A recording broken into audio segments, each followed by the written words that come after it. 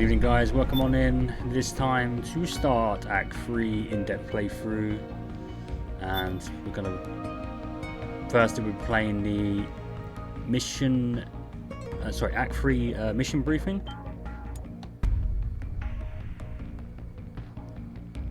So that's why the cam's off for now, because of these scenes coming up, cutscenes. I remember MGS4 achieved like probably the longest ever cutscene in video game history. But it's not yet though. That long cutscene, it's not yet. Anyway, enjoy the scenes for now.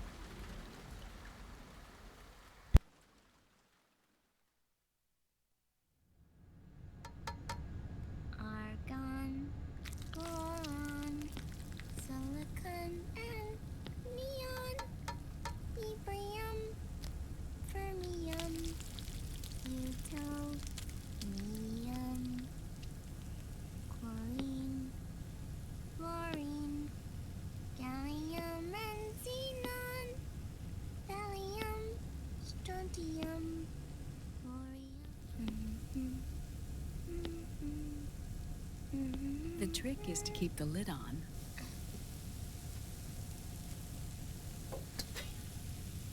Now, let it cook for 1 minute. You like cooking, don't you? Good for you. This is my sunny side up fortune telling. When it turns out good, it means something good is gonna happen. Oh.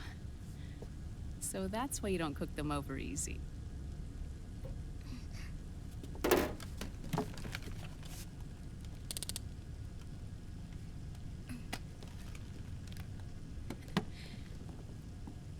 But the secret to good cooking is to keep who's going to eat it in mind.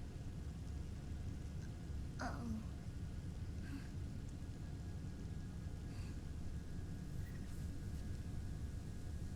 Oh. Is this your mother? Yes.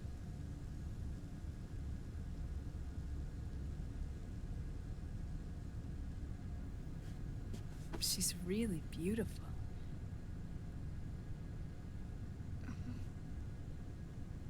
That tune you were humming, it's from the periodic table, isn't it? Thorium, protactinium, uranium, neptunium, plutonium, americium.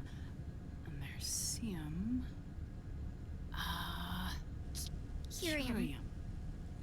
Curium. Curium. That's it. Curium.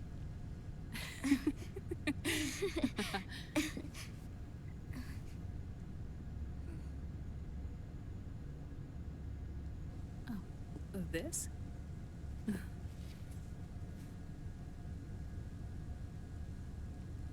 May I?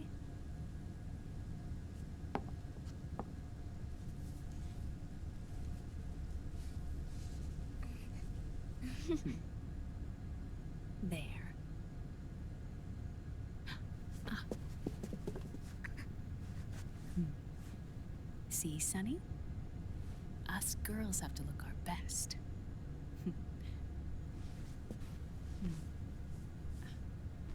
Her name was Olga. Hmm? My mother.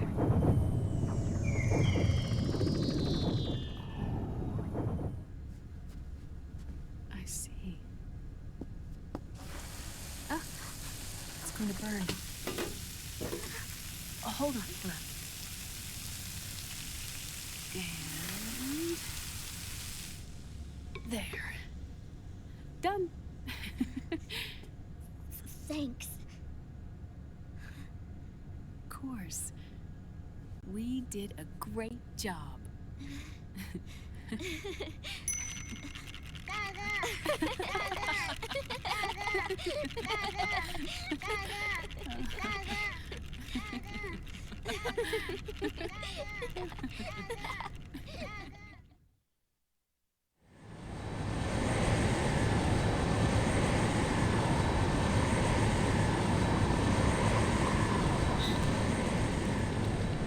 Dr. Emmerich, Liquid is in Eastern Europe.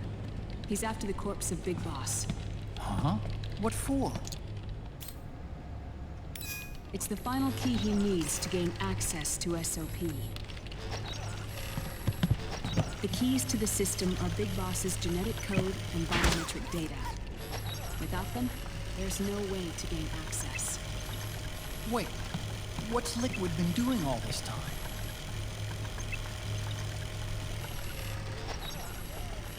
He's been performing tests.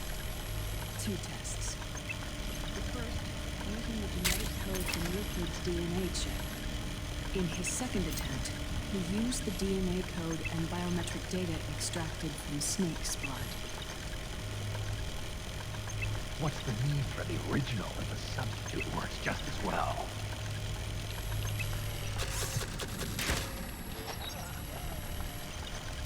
Neither your genetic pattern nor Liquid's genetic pattern is a 100% match for Big Boss.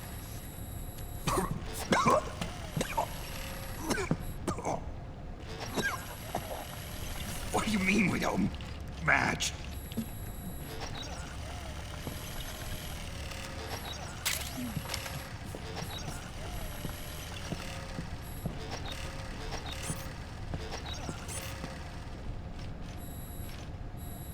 Dr. Emmerich. Scientifically speaking, there's the markers inherited from cloning. The mixing of mitochondrial DNA within the egg cell. The intentionally Terminator genes. Scientifically speaking. Both you and Liquid are as similar to Big Boss as you could possibly be, but you're still different. Different? Yes.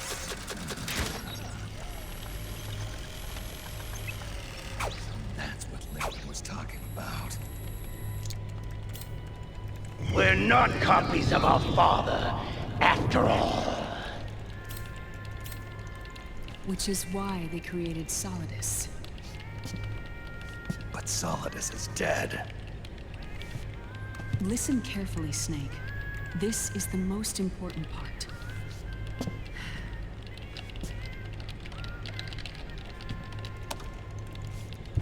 The AI that controls the system employs a highly aggressive, advanced IDS.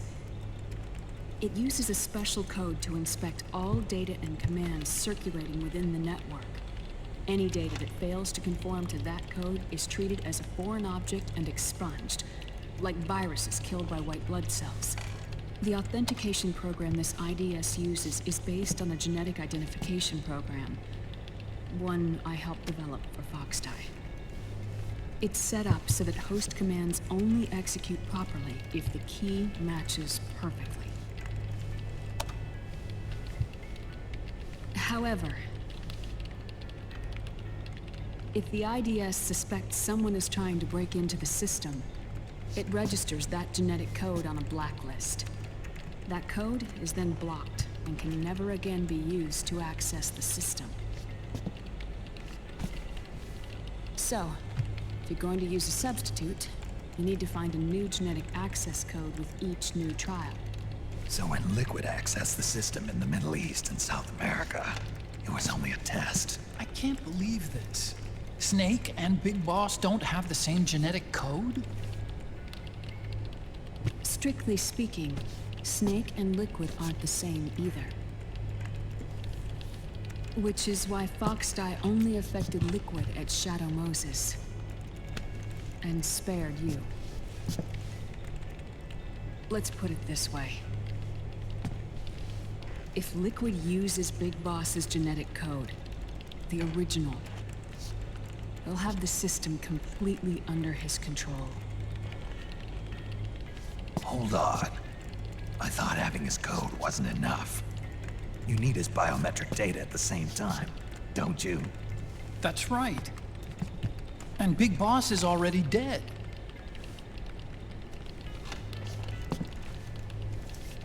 No. He's alive. Big Boss is alive. His body is. Or rather, his cells. That's impossible. Big Boss survives as a biomort. A brain-dead shell sustained in the lab.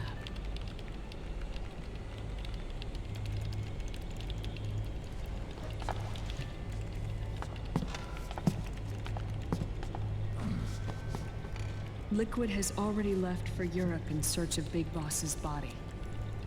Right from the start, he knew his experiment in South America wasn't going to work. Europe, huh? The test was a failure, even with his code. As I feared, it's not pure enough. We need all of him. Our only remaining option is to secure the original.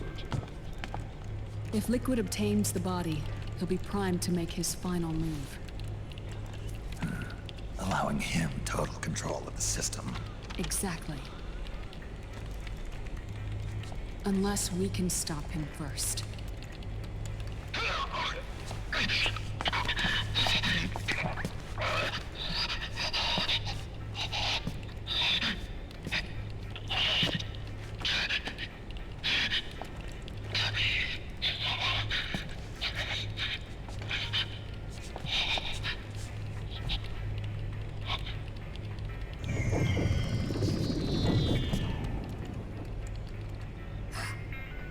Uncle Hal, I found it.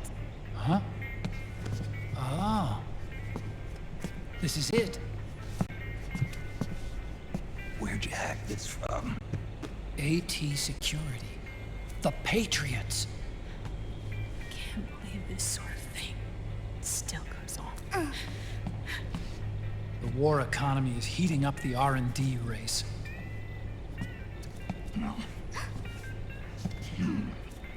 It's not just the PMCs either. Every corporation tethered to the military-industrial complex is losing its sense of morality. And it's us science-holics who are doing their dirty work for them, not even realizing it. Can we make Jack better? I don't know.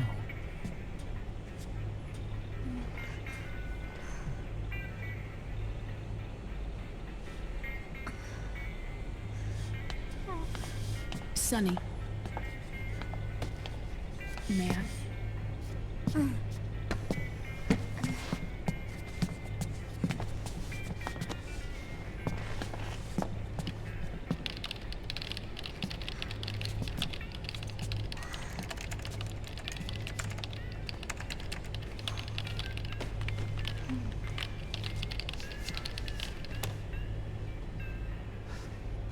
It's no use.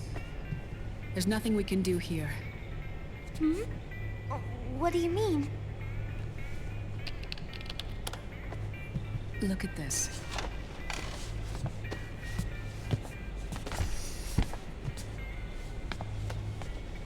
His artificial blood needs dialysis. We don't have the proper equipment. Dialysis? Getting his wounds healed is important too. But at this rate, he's not gonna last that long. Dialysis. Is that like what kidneys do? That's right. Raiden's blood is an older type of artificial blood that was used by the military, called white blood. After it's been in use for a while, the blood needs to be dialyzed, filtered. Right now, he's slipping into autotoxemia.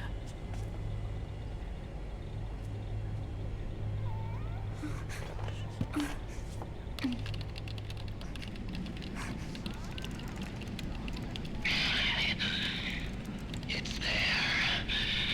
In Europe.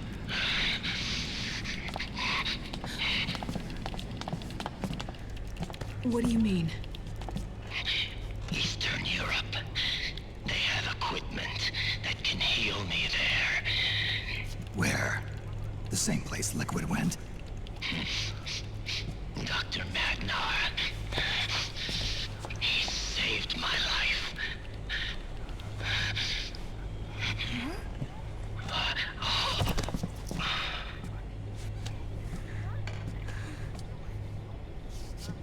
Dr. Madnar. I've heard of him. A world-renowned cybernetics expert. Strictly underground, though. We're in luck, then. It's settled. We must head for Europe. The sooner we get there, the better. Yeah. I'll call Campbell and have him get us landing clearance.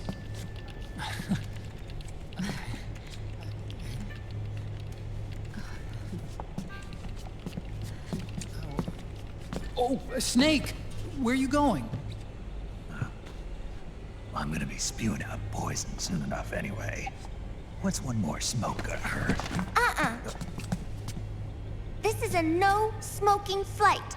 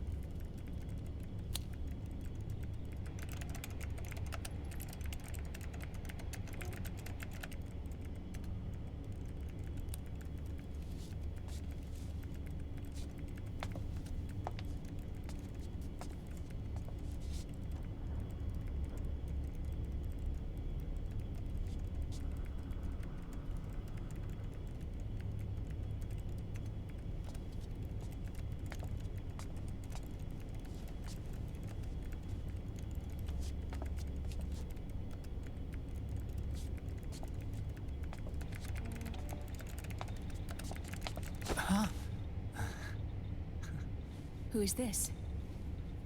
Oh, her? That's my sister. Really? I never knew you had a sister. For a moment, I thought she might have been your girlfriend. No, I don't have a... Emma was a brilliant programmer. She wrote the worm that destroyed the Arsenal Gear AI. Then... Vamp killed her. I'm so sorry. No, there's nothing for you to be sorry for. Or me.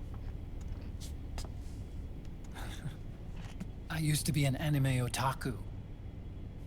Oh. So that's where Otacon comes from? I was always fascinated by sci-fi anime. That's what got me into this line of work. It's too bad reality wasn't so simple. I never even imagined that science, that my own research, could cause so much misery.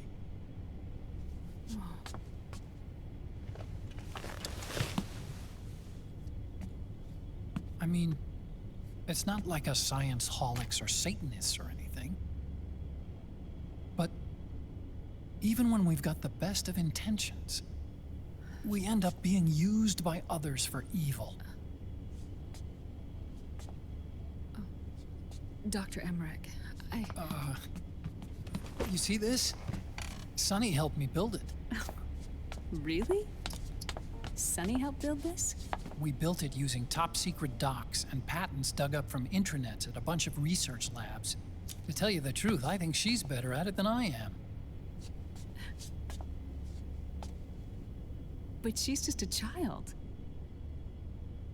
She cracked the protection on your mail. Wow. I, assumed it was you. Sunny was taken by the Patriots right after she was born. She never even met her parents. She's spent her entire childhood inside the net.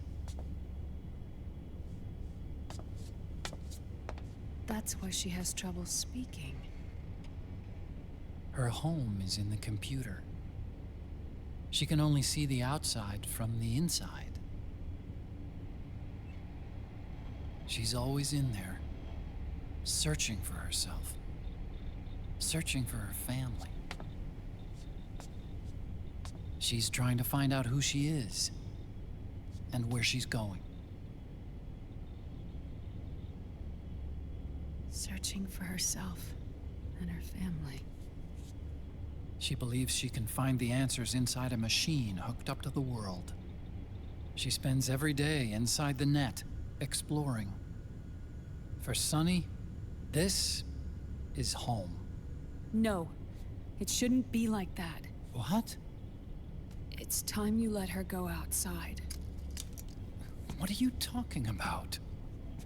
She hasn't even been born yet. She's still in the womb. She needs to live a real life. But Sunny's never shown any interest in leaving the Nomad. Frankly, I'm worried about letting her go out there.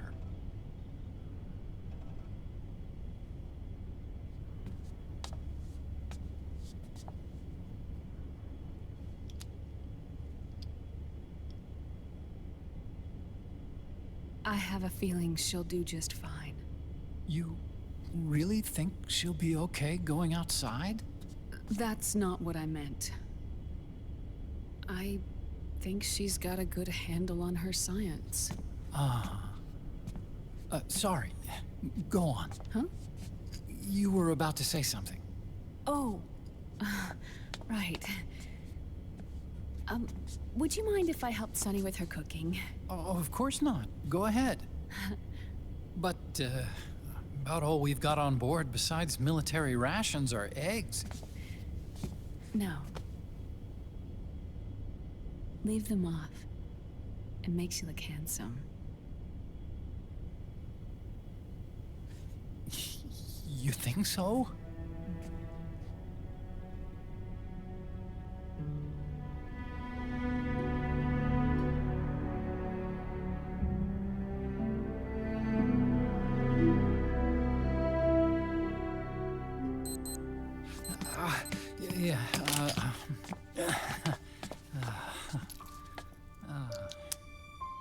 Dr. Emmerich, Huh? is it okay to sleep in there? Excuse me? Well, Dr. Emmerich,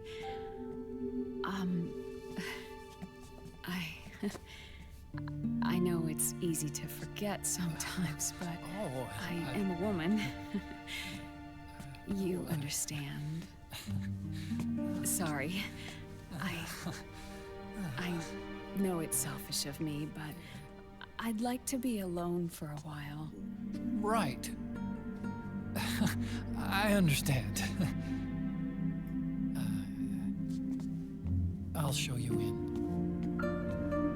Thank you.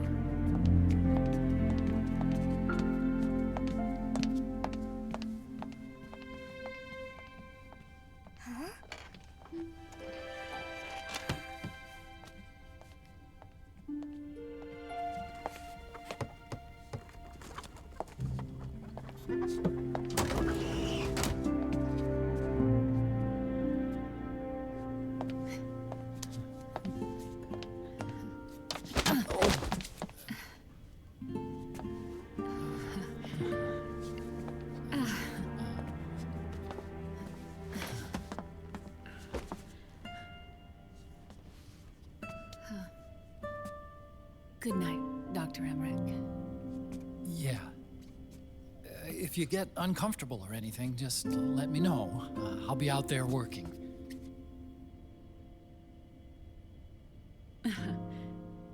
Thank you. Oh. Yes?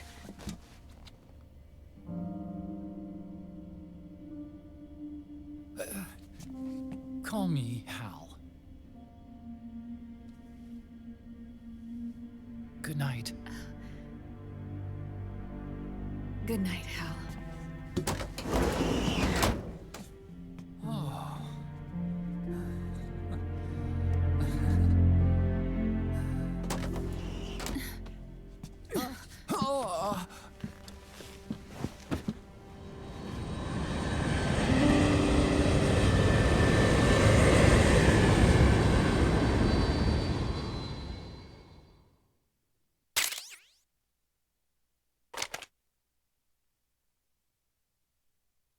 Alright, let's make a save.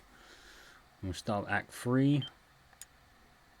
And then as soon as we get outside the station, I will start playing the podcast. This is the one I'm looking forward to.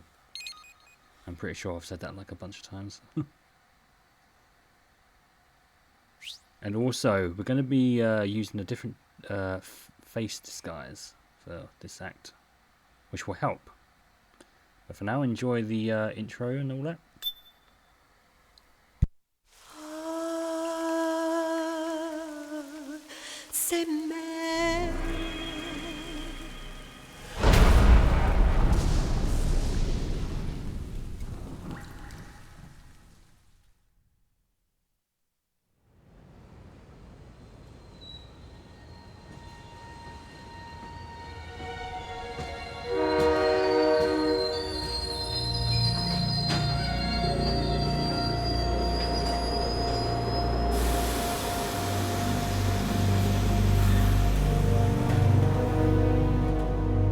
Snake, a national state of emergency has been declared in an effort to root out the local resistance.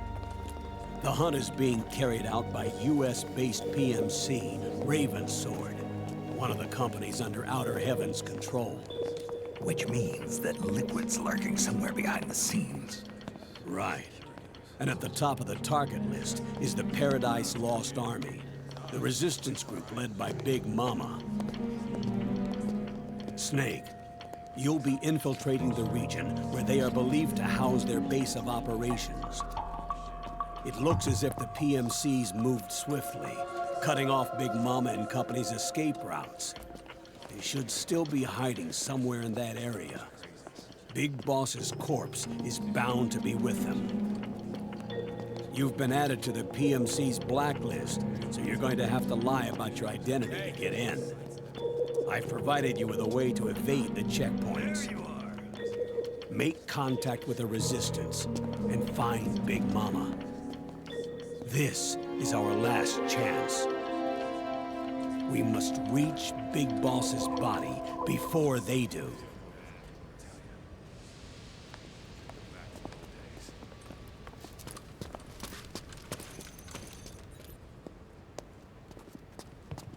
Next.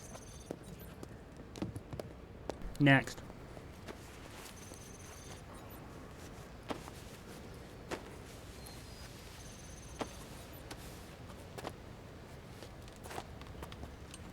Next. Next.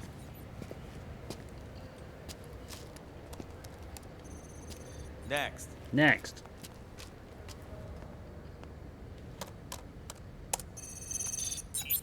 Next. Next. Next.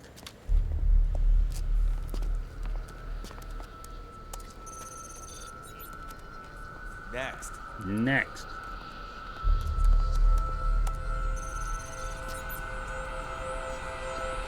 Next. Said next. I said next. You. Get your ass in the machine. Hey, are you deaf? Take him away.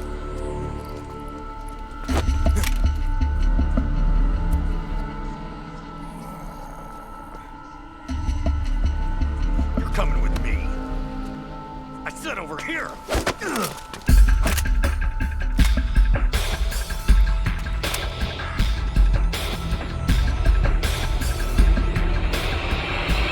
That's enough.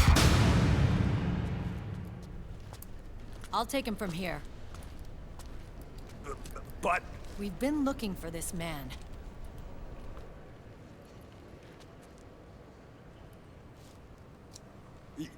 Yes, ma'am. Come with me.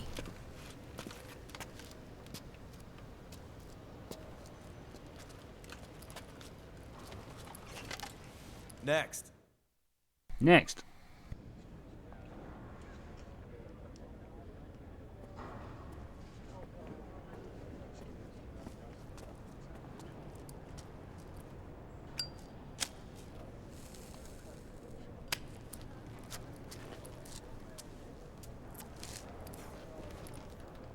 You're looking younger. What's your secret? Base camo.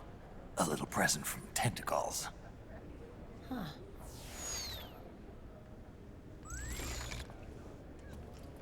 The PMCs sure seem to know you well enough. You may not believe it, but I'm in charge of overseeing all PMC activity.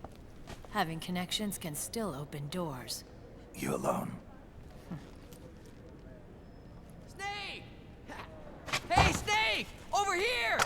Hey, Snake! What is wrong with that guy?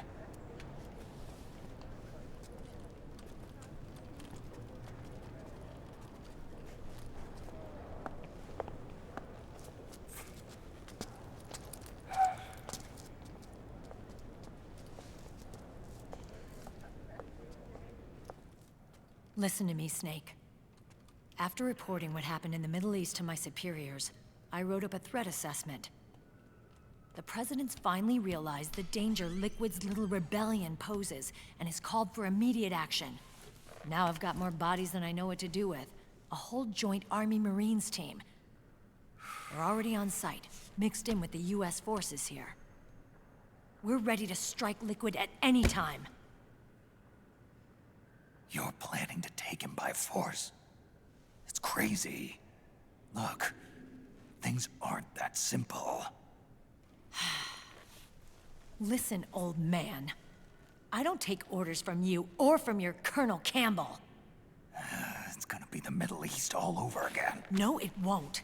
If things get out of hand, we can put a total lockdown on the PMC's weapons. They won't be able to fight back. Don't forget, we control the system. I wouldn't rely too much on the system if I were you. We've got them beat in sheer numbers. Meryl. Look, Snake. Just leave this to me. There's no need for you to put yourself in harm's way. Don't risk your life for no reason.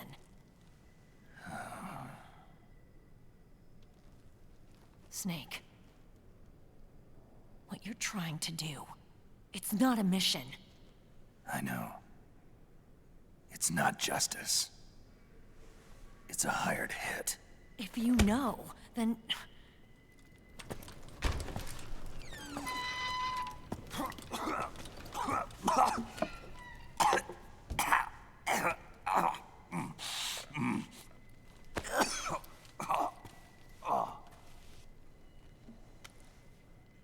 Look, our ways of thinking might be different, but to me, you're still a legend, a hero.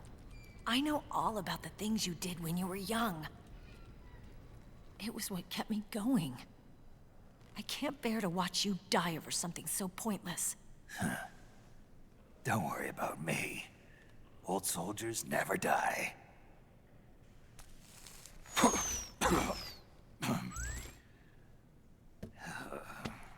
Your cause is our cause now. You don't have to do this. I'm no hero. Never was. I'm just an old killer, hired to do some wet work.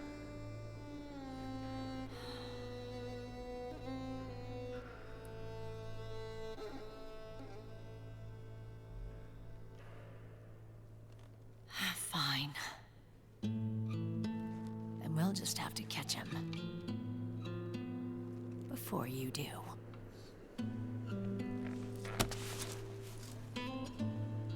I may have loved you once. But now you're just too damn senile to face the truth. Wake up and face reality. Old Snake. And stay out of our way.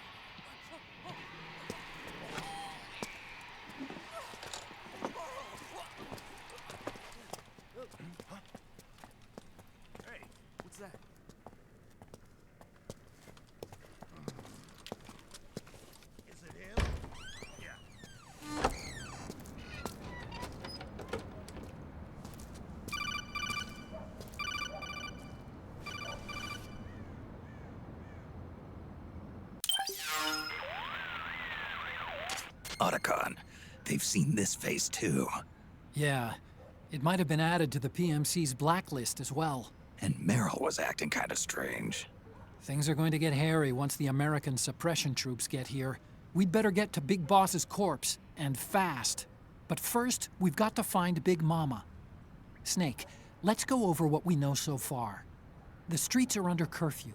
The only people you'll find out there now are PMC soldiers and members of the Resistance. Yeah, I thought it looked a little too quiet to be a tourist attraction. The Resistance members are scheduled to convene at Big Mama's hideout. So our best course of action is to follow their lead. When you find the Resistance, tail them. Let them lead you to Big Mama. But how exactly am I supposed to find this Resistance? The PMCs have laid a dragnet for Resistance members that covers the entire town. They're using SOP to notify each other by radio of any info collected during their searches. By intercepting those signals, you should be able to reach the Resistance members' locations in real time. Intercept their communications? How do I do that? I've provided you with a new device for just that purpose. To hijack PMC communications, open the item window and select the Signal Interceptor.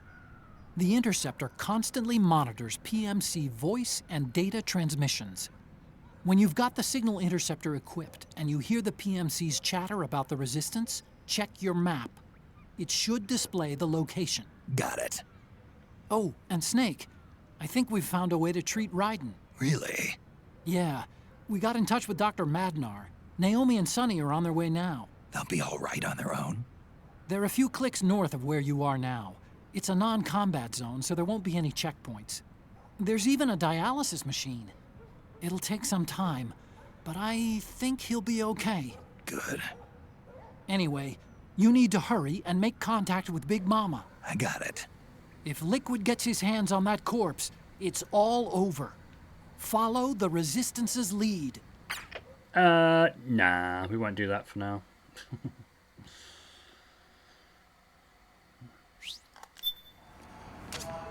Okay, first thing is to look for the Resistance. Either use your radar to pick up their trail, or intercept the PMC's radio communications to learn where Resistance members are most likely to be found. Right, so... Oh yes, put me back on as well. Hey. So we're going to use the Laughing Octopus.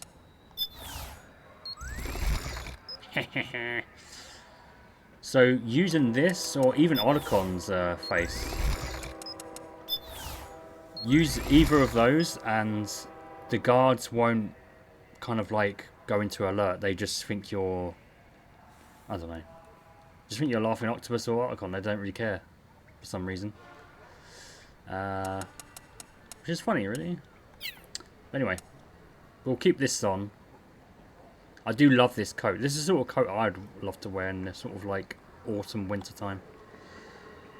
But anyway, I'm going to play the podcast and let's see where they ask us to go. Metal Gear Solid 4 Integral Podcast. Broadcasted from Konami HQ in downtown Tokyo, it's the world-renowned Metal Gear Solid 4 Integral Podcast. Alright, hello everyone, and welcome to episode number 6 of the MGS4 Integral Podcast. Once again, I am Sean Eystone, and I am here with Aki Saito. Hi everyone. And producer Ken Imaizumi. Hello everyone. Okay, so, Aki. Yes. Where are we today? We promised to meet up at the Eastern Europe stage. Right. And basically, Sean, what are we going to do today? Okay, so today we're going to pick up in Eastern Europe. And this is right after the cutscene ends where Snake comes out of the train station. And we're going to play the section where you're following the Resistance member through Eastern Europe and trying to find the Resistance hideout. However, to make it interesting, I know that everyone has cleared this stage already, basically. Right. Yeah, more or less. So this time, we're going to try to be as like tour guides at this stage. Yeah, kind of pointing out different parts of the town and, you know, what happened here, you know, what went into making this part of the town. You know, interesting things to see around the Midtown area.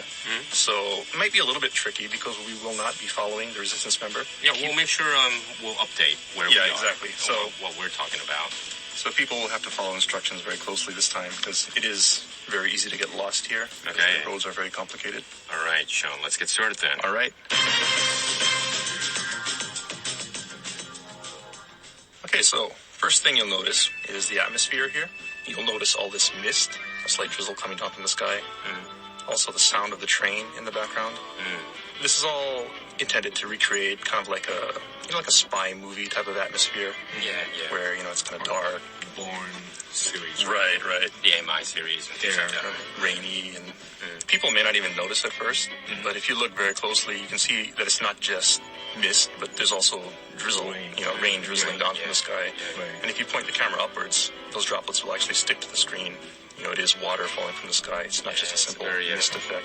Kojima Productions is really famous for this water effects on the camera. Right. The raindrops on the camera. This is a really cool feature. There's also something that happens with this drizzling rain that I'll point out a little bit later. Okay. But for now, I guess we can continue on. One other thing that I want to point out is that aside from this rain, you'll notice the sound of the train in the background. There's a story behind this. We wanted to have this station in here, right? And originally, we were going to have actual railroad tracks in the town to kind of show the trains coming and going. But the problem is that, if we have railroad tracks here, then Snake could actually get onto the tracks. And, for various reasons, that was pretty inconvenient because, the player could follow the tracks to who knows where. It wouldn't really be a good impact on the gameplay. We still wanted to recreate this feeling of being at a train station, but somehow do it without having the actual train, on the screen. And so the sound team came up with these wonderful sounds that really just recreate the atmosphere of being at a train station. Do you want to talk about the sound of the crosswalk? Yeah, clicking sound. Well, we spent a long time to get that sound. Yes. Well, actually, was it Ken that you said that there is a identifying sound of a crosswalk, which is so different to even other European areas, but this one location that he said he heard? We went to Prague, and we heard the sound, and that's very different from the Japanese one. So he came to our division and said, I need this sound. Can you get a hold of this sound? And, staff, which is an echo, went crazy. What's the big deal about the sound? But Ken said, no, I really want the sound. We want to put this in. Hideo said, he wants to have that sound. And then sound team said, what sound? What kind of sound was it? So I said, tick, tick, tick kind of sound. And the sound team said, I don't get it. I wanted to have something, like a real... something to refer to get this real realistic sound. Kojima Productions do a lot of crazy things. Yeah. She just went over to get the sound. She did other things as well, just to hand deliver something or things like that. All these miracles that happened. Really is reliant on these people flying over just for a night or something. But anyways, we got the sound in. We're very happy. Right. Very accurate. Very accurate. So people living in this area of Europe may recognize that sound. Yes. Right? Yes. Okay, so where are we off to? All right, so we're going to move ahead, and what we're going to do is we're going to jump into the cutscene where the Resistance member makes his appearance. So head towards this crosswalk here. The cutscene will begin. Okay. All right, so as we continue on, next, this is also related to sound. But, this Resistance member will come walking out, and you'll hear him whistling. And a lot of effort actually went into getting this whistle right as well. Really? People may not realize it, but, he has several whistling patterns. Yeah.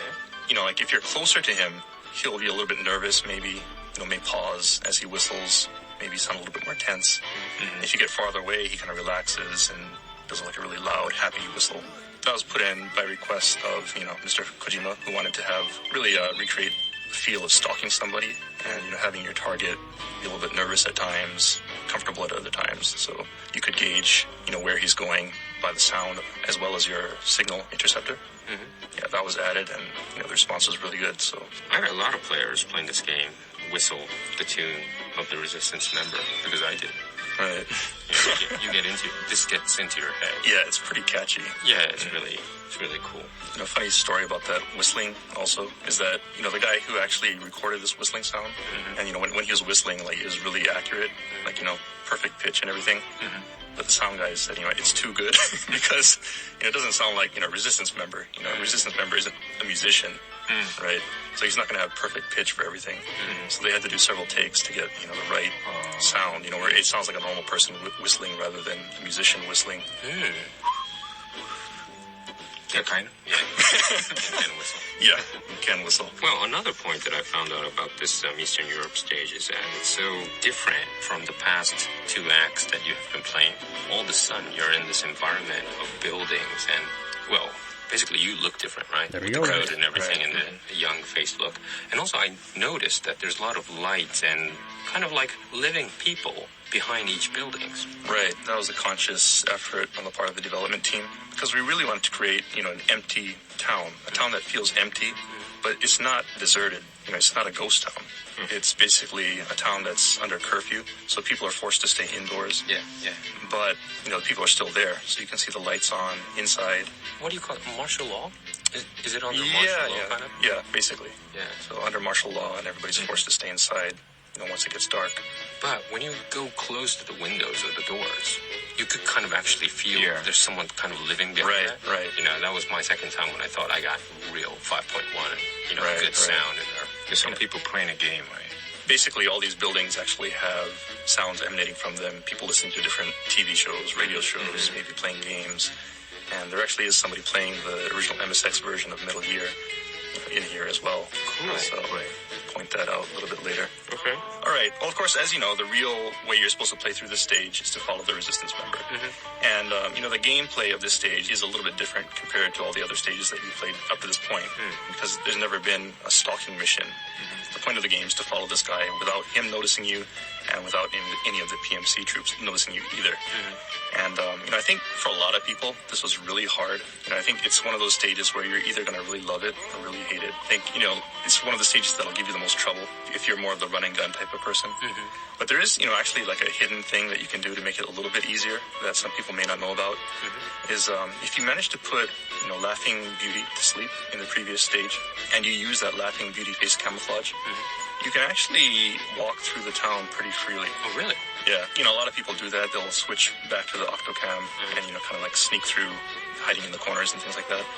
But if you want to take the opposite route and keep this coat on, put on the face cam with the Beauty's face cam, you can actually walk pretty freely through the town. And when the PMC guards notice you, as long as you're not doing anything really suspicious, then maybe they'll tell you to stop and they'll come up and look at you and then they'll let you pass. Oh, really?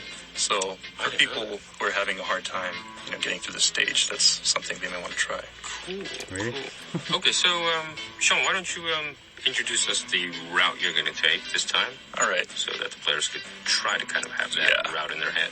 Okay, so I think most players probably followed the resistance member and went through the park, you know, with the guy peeing in the park and heading through that route. But there's also a route that's probably less known, and it goes along the river that runs through this stage. You follow the canals, and you get to the same point at the end, but it's a less traveled route. So I think today we're going to take that route and introduce people to places in the stage that they may not have seen before. Okay. All right, so the first thing we want to do is after you come out from this starting point, you want to head to that point where the resistance member came out from. Okay, so it's kind of to the northwest, and you'll see it's basically, you know, a dead end. And so people may be wondering, you know, well, where did this resistance member come from? Or did he just suddenly appear? Well, actually, if you look closely, at the end of this dead end, to your right, you'll see there's actually a duct on the ground. And it heads to the north. You know, the idea is that this is actually where the resistance member came from. And, you know, the people who went to Eastern Europe to gather materials actually said they saw a lot of, like, little ducts like this under the building. And so they definitely wanted to put that in there somewhere. And so they decided to use it here to explain where the resistance member came from. And so what we're going to do is we're going to crawl into this duct and head north. Okay. Basically, what you want to do as you go through this duct is just head straight ahead. Just keep on heading north. You can see the exit on the other side. If you go a little to your right, there's also an item in here. So you can pick up a PSS, which is, you know, of course, a handgun. You know, it's not a very great handgun, but the thing is you can sell it for a lot of money. So people who are gathering Drebin points, if you pick that up, I think you can get like 5,000 Drebin points. So for people who want to pick that up, they can go ahead and do it. Okay. Otherwise, just head on straight through and come out the other side of the duct. And when you do, be careful, because there's a guard on your left on the other side of this yellow car. So let's just put him to sleep. And then if you put this guy to sleep, the thing a lot of people may not realize also is that the resistance member will change their course depending on which guards are awake and which ones are sleeping. If you disable this guard, the resistance member will actually take an alternate route, and rather than going to the park, will head towards the river. Oh, I see. In any case, we're not going to wait for the resistance member today. So let's just head to the north. Basically, where you put this guy to sleep, take the slope that heads up towards the north. With the van on the right. Right. There's going to be a van on your right, so head up that slope. Okay. So head up this slope, and the van on the right. Past the van on your right, and also a trash can. Red car. Then it kind of splits, but you want to take the right path that heads towards the park. Okay. Then when you get to this intersection, you want to take a left. Okay. And as you follow this left path, keep an eye on your left-hand side, and you'll see an open door. Yeah, it's like a big double-gated door that's open. And so we want to head in here. Oh. Okay, so we're going to head into this load, and I believe this is the first time we've ever gone into a load for the Integral podcast. Okay. It's a big event. Load. Okay. So, countdown. Shall we count down? All right. Yeah. Everyone ready to load? Get ready, everybody. Okay. Here we go. 3, 2, 1, go! Okay, everyone finish the load. And where do we come out? All right. So once you come out from that load, you'll be in a courtyard. Wow, this is cool. And, this courtyard is pretty unique in this stage in that it's the only really enclosed courtyard that looks like this. You can hear a lot of different sounds right now. The really interesting thing that I want to point out about this courtyard. Hang on, let's listen to these sounds, because I've never been here before.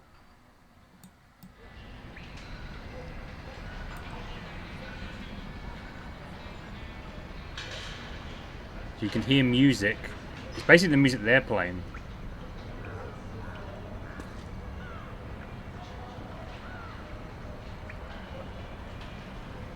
Okay.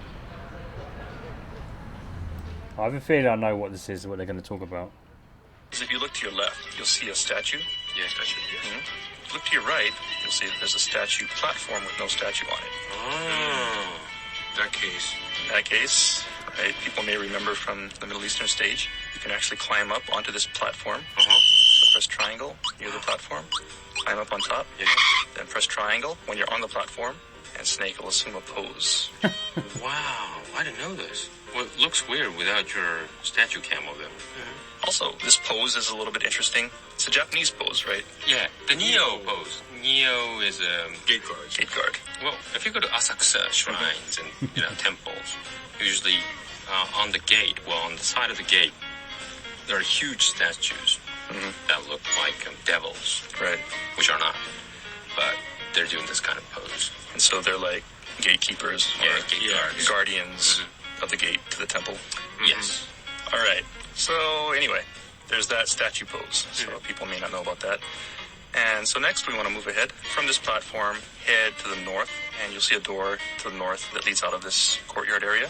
So let's just head there. On the way, you may be able to pick up another PSS, which you can sell for money. So anyway, head through this door on the north, and when you get to this intersection on the other side of the door, you want to head to your left. There's the stairs. There's a stairway, so head down the staircase, and you come to an intersection. And on your left, there's a yellow car. And something else that people probably didn't notice at all is that on these buildings, there's actually an address, or address plates on the building. So if you turn and look towards the staircase that you came down from, you'll see a pair of plates on the wall to the right of the stairs. One says 313, right, and the other one says 21. Right. Does this have a meaning? It actually does. This is actually a unique address. All the buildings in Eastern Europe have a unique address. The meaning behind this is actually 3 stands for third stage, which is Eastern Europe. And then each model has a number. So 13 is the 13th building in Eastern Europe. And then at the bottom is a unique number on the green plate, which designates this specific building. So it's basically stage, model type, and specific model number. So it's a very development code. Right. Almost. Yeah, it is. Probably something that people won't realize at all. I don't. You know, maybe people won't even care about it, but, you know, for the team, it actually did have meaning, and, you know, that just goes to show the insane level of detail that... So there might be another 313. Right, so you probably see another 313 somewhere in the game, if you look around, but having this combination of 313 and 21 is unique to this building right here. Building right here. Yeah. So maybe, you know, team member was saying like a 313, 21 building was not, you know, quality was not great. So who did this? I see. Right. So maybe there's a bug with this building, 31321. That everybody knows what they're talking about. Okay. Maybe when you find or when you test it, go to 31321 and then walk north or things like that. Right. Yeah, I see. Wow, quite handy. So just a little bit of developer trivia. Okay, we'll guide the listeners according to this number set. Huh? That might be hard. Yeah, we'll just mention it. Yeah. Okay. All right. So now from this intersection, or you know, from this place where you came down from the stairs, we want to head to the northeast. Northeast. Well, actually, it's the right side. Actually, yeah, to the right. So when you came down from the stairs, take a right, and I guess it's more or less straight to the east, actually. So head to the east, and ahead of you, you'll see a building with some lights on the other side of this railing. So you want to head there, but be careful because on your left, there's a pair of PMC guards. So let's put them to sleep.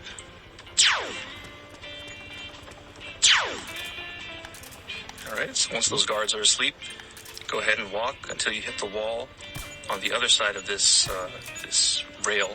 So you're like walking on this corridor. Right, so you're walking down this corridor behind these pillars. And keep an eye on the wall on your right.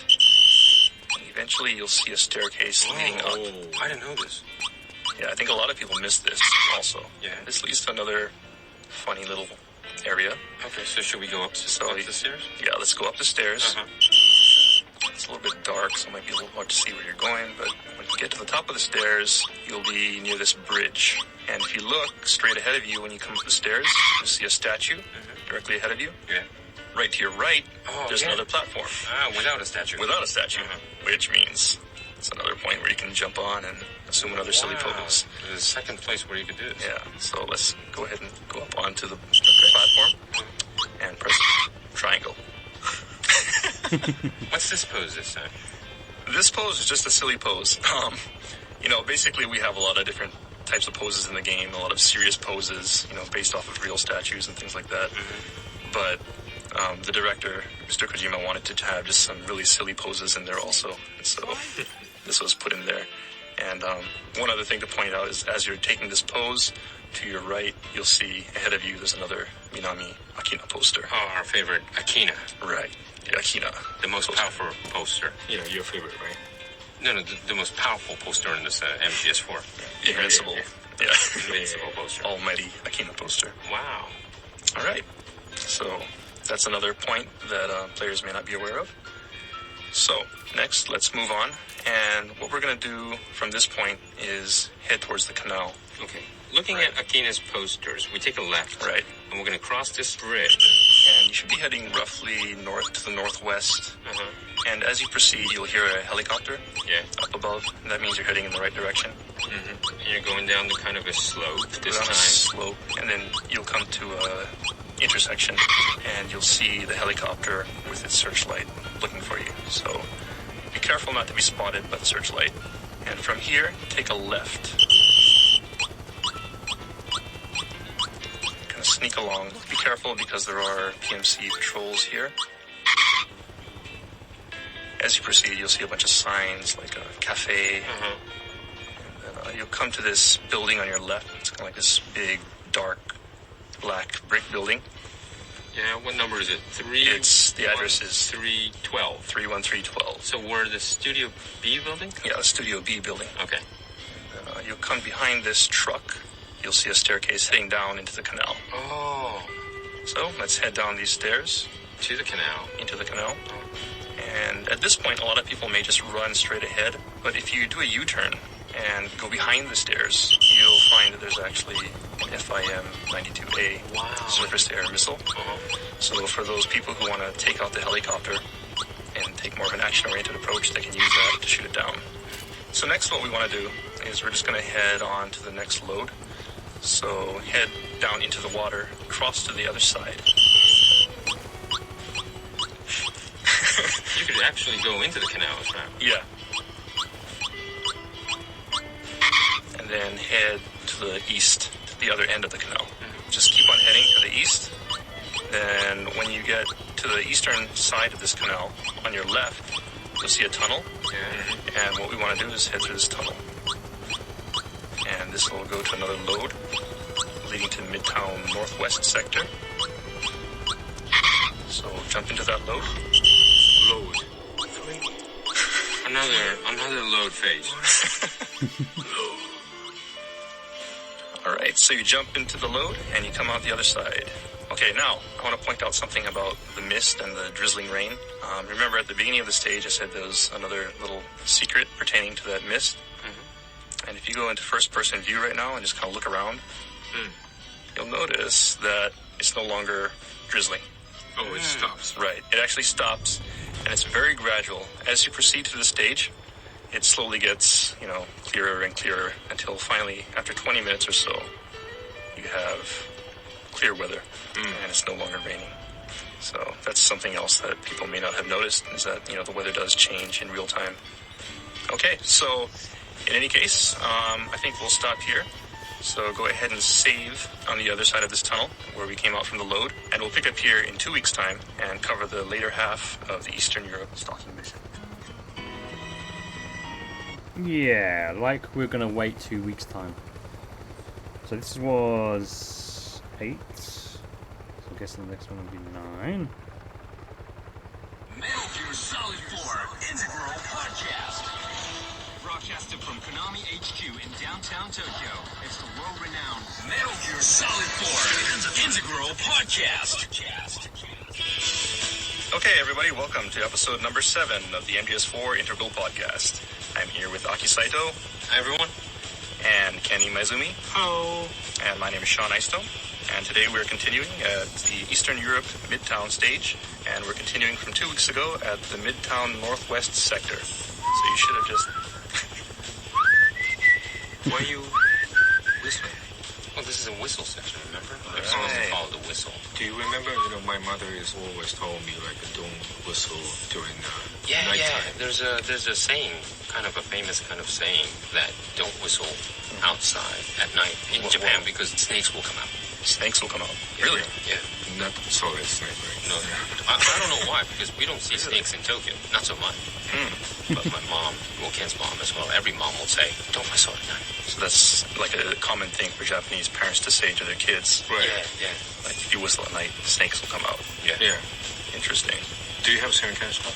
I'm not sure about America, but, in Hawaii we have something similar, where if you whistle at night, we say spirits will come out, so it's not good to whistle at night. That's more scary. Yeah, but, in movies and things like that, right? Like a musical movie. Well, yeah, I think there are a lot of scenes in movies and stuff where people are whistling at night. So in the mainland U.S., whistling at night isn't really a bad thing, I think, for most Americans anyway. Well, don't worry. I think it's more of a Hawaii thing. Well, even in Japan, a lot of people whistle at night. Doesn't really matter too much. Anyways, nothing to do with Eastern Europe. Well, let's go. We're in the actual... One of the things you may not know is that you can take out the searchlights of the helicopters. Well, it's not really a helicopter, is it? It's one of the Raven Swords. Kind of like a fighter, I suppose, because these rockets on either side. But you can take out the searchlight if you want to. I kind of wonder, does Snake get caught? Does he still get caught in this searchlight? And we can reload it if he does. I'm not bothered. Let's see.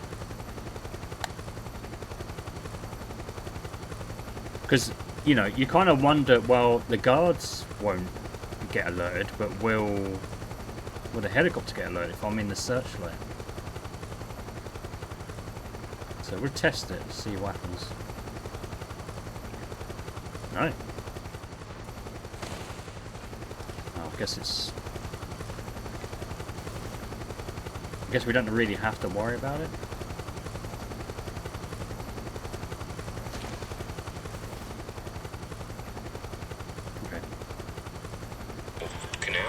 Yeah, so right now we're in the canal. You should have just come through that load point that we went through a couple weeks ago. And you just came out from the tunnel. And you'll hear the helicopter up above you. And, you know, last week we introduced that there was a surface-to-air missile that you could use to shoot down the helicopter. But for those of you who want to get through the stage without actually, you know, killing anybody or causing a lot of damage, what you can do is you can actually equip a silenced sniper rifle, such as the VSS, which we picked up in South America a few weeks ago. And what you want to do is aim at the searchlight Of the helicopter? Of the helicopter. And you can actually shoot this out. It's kind of hard to get a clear shot because the helicopter's moving around. But if you can get a shot at the searchlight... Okay. So it may take several tries, but if you can get a clear shot at the searchlight, you can actually knock it out. Wow. I didn't know this. You didn't know this? No. I didn't think I had a VSS at that time. You can use other guns as well. It's just that they'll make a lot more noise. Yeah, so people will be more likely to find you. And we can move on. Okay, so now that searchlight is out of the way, we can cross over to the other side of the canal. And on the northern side of the canal, if you cross over and take a left, now, you know, even if you use a silent sniper rifle, there's a good chance that, you know, some people may come because you may trigger a caution phase. So just go ahead and put them to sleep. And proceed to the left. You'll see a ladder near the bridge that passes over the canal. And what we're going to do is we're going to climb up this ladder. Okay.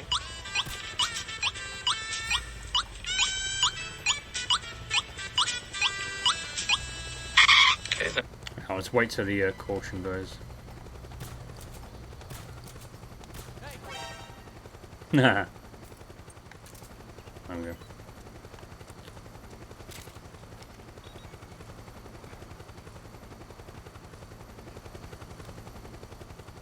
Once you get to the top of the ladder, you'll see a doorway directly to your right. And there's like a double doors that are open. So we want to head into here. And you kind of enter this narrow alley. And then at the end of that, there's another gate that's closed this time. At first glance, it may seem like this is a dead end. But if you round the corner, you know, to the left, there's like a small little area you can walk to. If you go to your left and look at the wall behind the door, there's actually a little hole here that you can crouch down and go through. And so when you're tracking, you know, one of the resistance members, it's possible that he may actually come this way. And when he does, if you ever lose sight of him, you know, a lot of people may think they lost him because they can't pass through the door. If you just go around the corner here, you can see that there's actually this small little hole that you can crawl through. So I guess there's no cheating whatsoever of the resistance route where he is going. So yeah, he never warps or just magically disappears.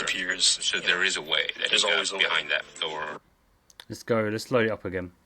Let's not. We don't need to take out the searchlight, but it's good that and it's handy that you can take them out. Because sometimes when you're following the resistant member, he will go into an open area where the helicopter's going to be flying around a lot. It's like this big square, and there's like, you know, there's loads of guards there, and yeah, we include the helicopter just going round in like probably in a square as well, just circling. It's kind of it's fine though, because there are some guards you will need to take out, but during that square, he goes round the guards pretty fine. You don't need to take out anyone. You don't need to take out the searchlight either. But if you want to, it's I suppose it's just handy.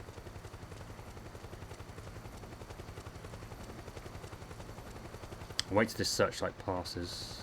They might find me a bit suspicious climbing up the ladder.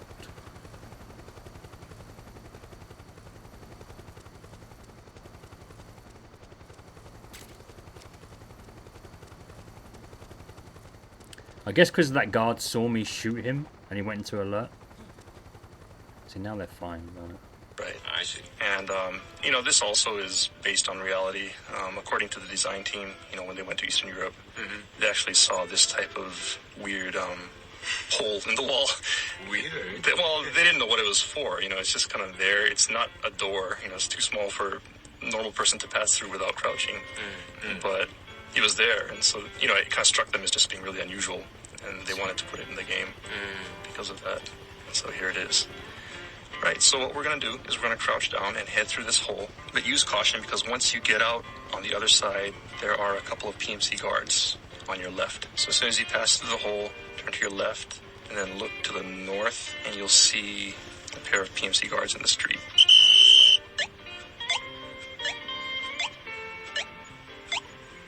So let's just go ahead and put these guys to sleep. Okay. And then once those guys are asleep, you can head out to the street and then look to the left. You should be facing north. You'll see a staircase heading up. Okay. And to the right of that is a trash can. A green trash can. Right. Yeah. And so, people may not remember that there are trash cans in the game, because the last one that you saw was probably in Middle East. Yeah. Act 1. Right. So, you went through all of South America without ever seeing one. But you come to Eastern Europe, and once again, we have trash cans. So if you're ever spotted and you need to find a place to hide, you can always climb to one of these trash cans.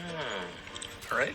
But these are definitely different looking than the Middle East ones. Yeah, and that's something too. They were actually modeled after European trash cans also. So different from the Middle Eastern trash cans. All right, so next what we want to do is head up the stairs that are to the left of the trash can. When you get to the top of the stairs, take a left. Yeah, you're on kind of a balcony kind of. Right. Yeah. And you'll see another set of stairs going down on the other side of this balcony. So head down these stairs. Now when you get to the bottom of the stairs, you'll see on your left-hand side, there's a bench, and then there's a bookstore display case. Yeah. So what we want to point out is actually in this bookstore display case. If you go into first-person view and look at this display case, you may notice some things that most people probably missed. In the bottom right-hand corner, you'll see someone who probably looks familiar. Well, it's really low res, so maybe you don't recognize him, but that's actually Otacon. You can kind of see from his profile. I wonder if he says anything. Let's turn this up.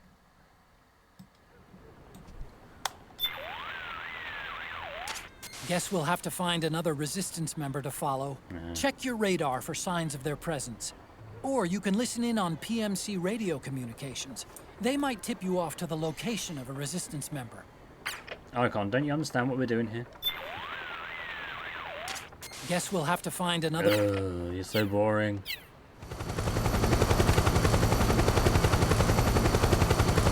Icon, look, it's you. Icon, look, it's you on the magazine. On the book. Guess we'll have... So this is why I never really explored the Codex conversations, because they always felt he'd just say the same thing over and over again. Never really said anything different. But because at this point he just he's got nothing really interesting to say other than just telling you what to do. Another thing that, really hardcore trivia buffs may get a kick out of is that one of the development team is actually featured on one of these books as well. So if you look at the center row above Otacon and count to the fourth book from the right, the cover to this book features our lead artist, Negishi-san. Oh, this is a small book, kind of. Yeah, it's kind of like a small book. It's the fourth from the right. Yeah. And it's kind of like a blurry photo of someone standing there. He's actually holding a drink and drinking. It's really hard to see. Wow. But, for the really crazy trivia buffs, this is actually our lead artist. Aww. But, this is very, very rare. Yeah, it's rare a very... trivia, but, who will be happy about it? Well, a lot of fans, a lot of Metal Gear Solid fans are. But they don't even know what kind of face. That's true. But that's true. But this is maybe his family will be happy about this. My dad is on. Actually, maybe his family will not even notice this picture. The funny thing is, Negi-san himself didn't notice this picture. The artist who actually made this stage kind of told him that he was actually in the stage. And well, we have to find some pictures for the books. Yeah. So maybe they didn't have a choice. Yeah. So they decided to choose him, and so he's in here without him knowing. That's sweet. Okay, so that's the bookstore display case. Just a bit bit of trivia for the real trivia buffs.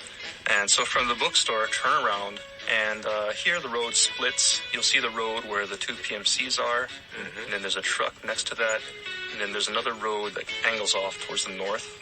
It's kind of down. Yeah. Right, and kind of heads down a slope. Yeah. We're going to take that road that heads to the north. Okay. Okay, so as you near that road, you'll come to another load point. That goes to the Midtown North sector. And so we're going to jump in here, and we'll see you on the other side of the load.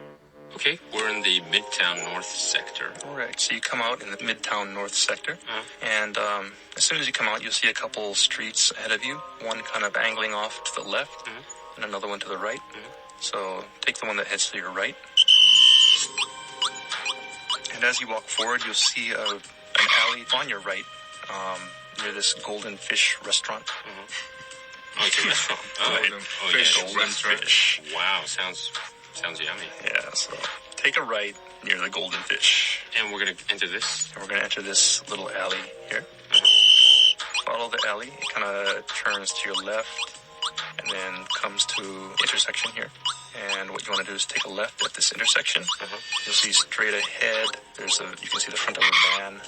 And when you get to the street, just stop here for a second.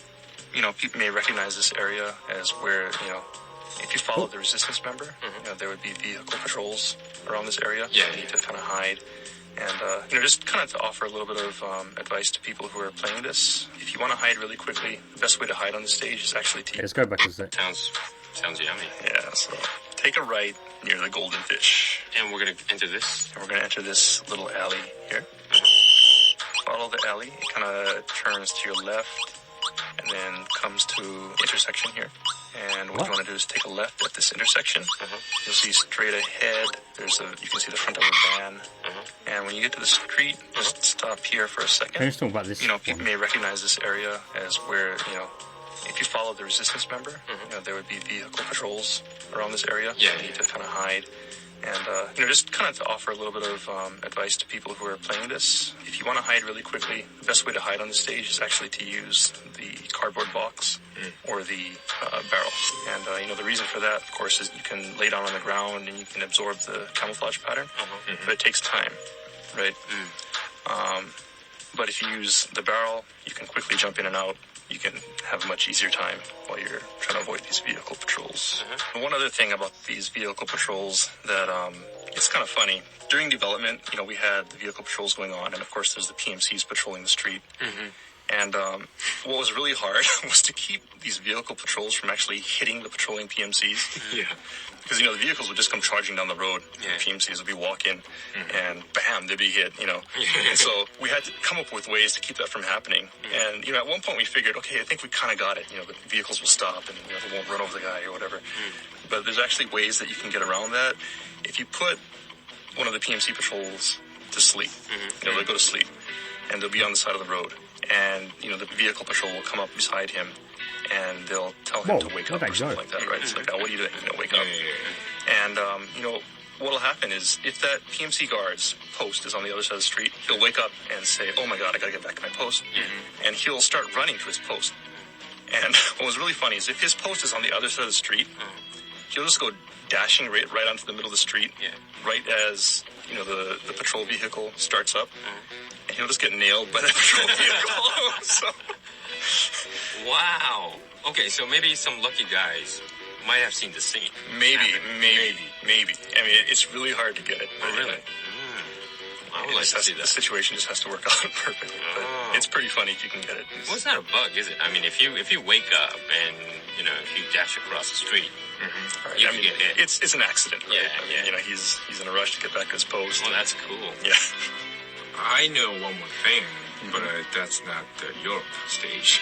I know something in the Middle East. It's really funny thing. That gets run over? No, not that one. Like, do you guys know there's some snipers on the building, 3rd floor? Yeah. And, like you sneak on the building and you put a Playboy magazine. Yeah. You know, right side of the sniper.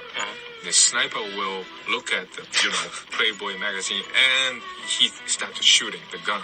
And it's really funny because he was right. He's looking at the magazine. He's looking at the magazine and shooting the guns. And he's so genius. Exactly. He's that good. Yeah. Cool. All right. One other thing that kind of stands out while you're standing at this intersection is if you look straight ahead, there's a manhole in the street leading down to the sewers. And Where? This is kind of a painful story to tell, but originally there actually you actually were able to go into these manholes and go down into the sewer. Yeah. So, the idea was while you're tracking this resistance member, sometimes he'll crawl into these manholes and you'll have to follow him down and crawl through the sewer, things like that. But unfortunately, for various reasons, for gameplay reasons, for camera reasons, for VRAM reasons, and just, time limitation, we had to take that out. All right, then where do we head next? All right, so from this manhole, you're facing the manhole. What you want to do is turn to your right and head down the street. I don't know where parking sign in the I'm lost because maybe it's down here. distance, as well as a van parked next to that parking sign. And so what you want to do is head up onto the sidewalk, go past that parking sign, and keep an eye on your right. And you'll see a staircase heading up on your right. So let's just head up this staircase. And when you get to the top of the staircase, on your right, there's... Gotten lost. Because they said right from that golden fish restaurant and then they got totally lost.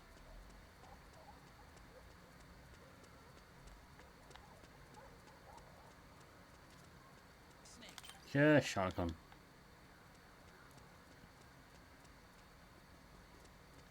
That's kind of annoying. They said right. Let me talk about this one. Because I know where we are, but... door that leads to this small little empty lot. Kind of a garden. Right, kind of like a garden. And, people may recognize this place when they're tracking the resistance member. This is where the resistance member, of course, ducked into this door and changed into his PMC uniform. Yeah. One thing about that, I think a lot of people probably didn't realize at that time, and a lot of the team actually didn't realize until later, is that when he changes his uniform, it's actually not identical to the other PMC soldiers. If you look really closely, you can see that his helmet is actually just slightly different from the other PMC. The character designer, the character artist who was making, the resistance guys, when he was making these characters, he wanted to just add a little variation in there, just to say that, yeah, he has a PMC uniform, but he's not a real PMC, so his uniform doesn't exactly match with everyone else's uniform. And so for people who are very attentive, you may have noticed that. For those who didn't, next time you play, try and take a look at his helmet. Okay. What's next in our tour? Actually, in the last program, we mentioned that you could listen at the doors to houses and hear, sounds coming from the inside of the house. So what I'm going to do now is take you to one of those houses and point out something that's kind of cool. So from here, head back outside and back down the stairs that we came from. You should be heading north. Then on your right, you'll see a pair of PMC soldiers standing next to a barrel. If you're the violent type, you could go ahead and blow up that barrel. Otherwise, you can just go ahead and put these guys to sleep.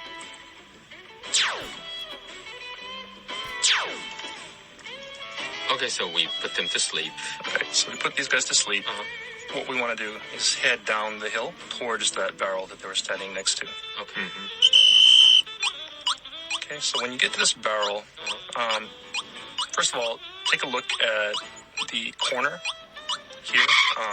There's a building. Cafe bar? It says cafe bar, right? And there's a couple posters on that wall. If you look at the top poster. What's this top poster? You'll see another picture of our lead artist. He's taking a picture. And he's taking a picture. So this is actually a picture of him taking pictures in Eastern Europe. Wow. Doing, research. Trivia within trivia. Pictures within pictures. Is this real trivia? Yeah, it's negative. Yeah. Okay. Enough. It's enough. Where are we heading, Sean? All right, so let's just follow this wall. Okay, so you're looking at, the picture, the poster the cafe bar. of the cafe bar, and just follow this wall. It'll head up this slope. To the left. To the left, of the poster, follow to the left of the poster, and kind of head up this slope. Okay. And you should be heading kind of to the northwest. All right, so walk up the slope, but slow down as you get to the top of the slope. Because on your left you'll see 3 PMC soldiers. Wow, 3 facing away from you. Yes. Okay, so let's just go ahead and put these guys to sleep.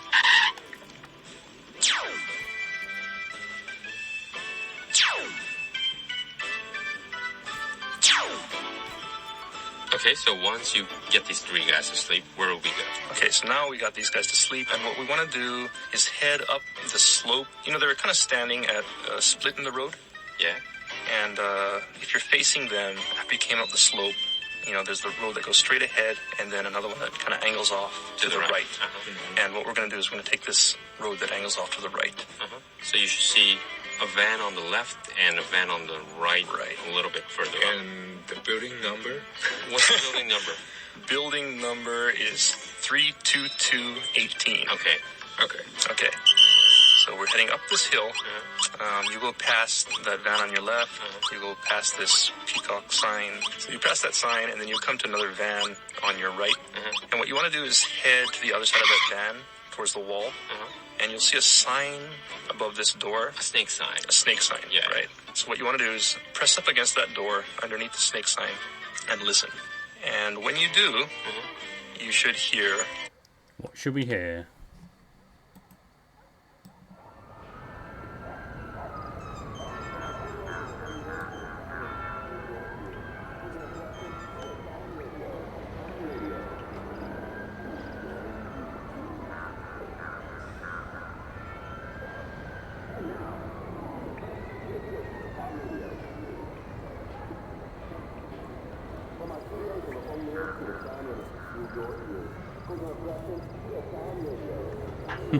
It's their own podcast that's going on.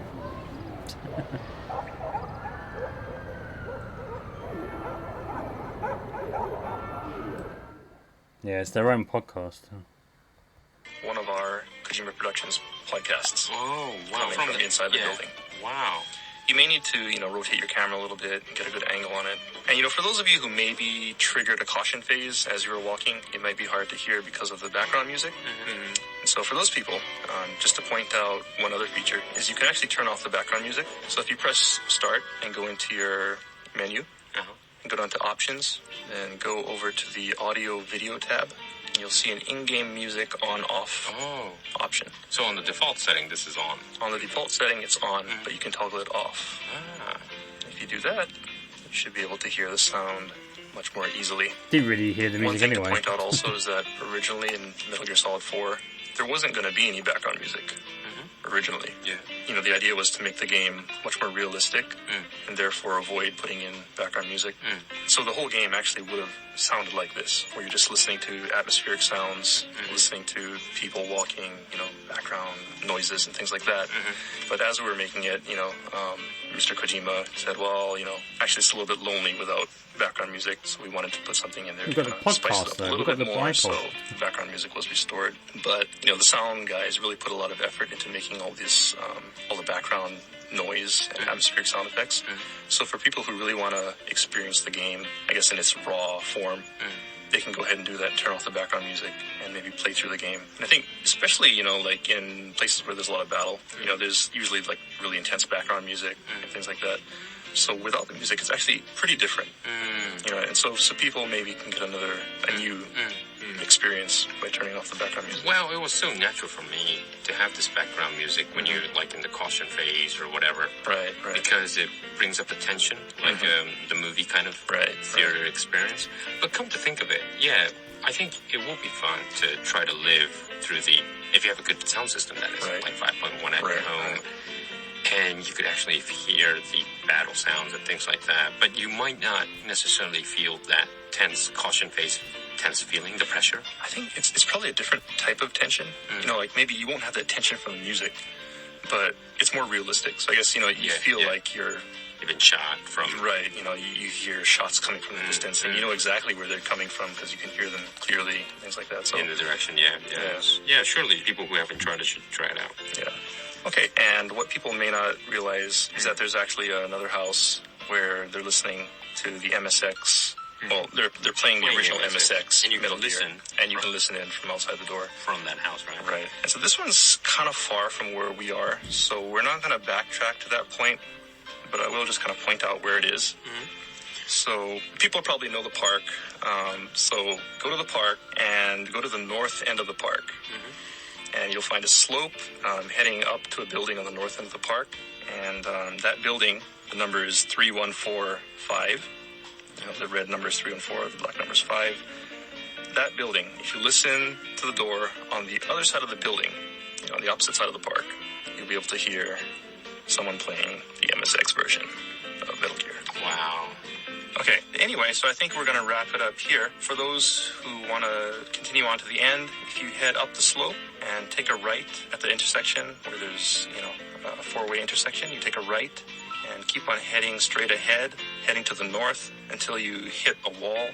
If you turn left at that wall, you'll find yourself at the church. And if you happen to be tracking the resistance member, you know, you can follow him into the church, and that'll trigger the cutscene where you meet Big Mama. Alright, I think that's... Oh, they want to... No, we won't list that.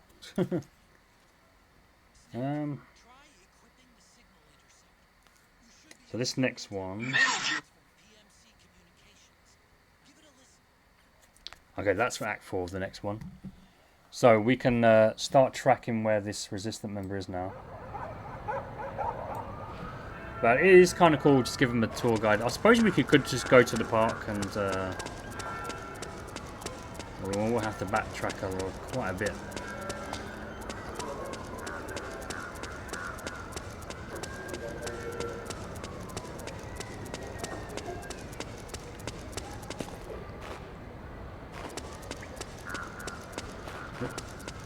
Nice to get some iPod tracks as well.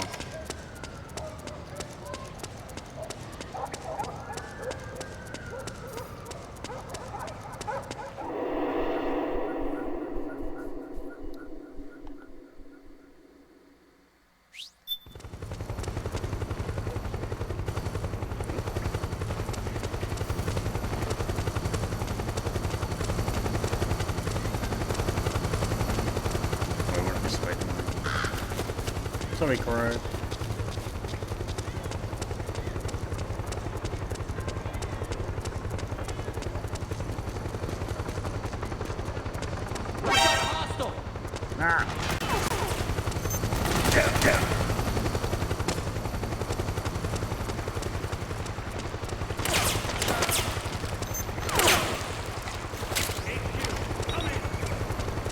Really did frighten me. Acknowledged. Sending reinforcements. Acknowledged. Sending reinforcements.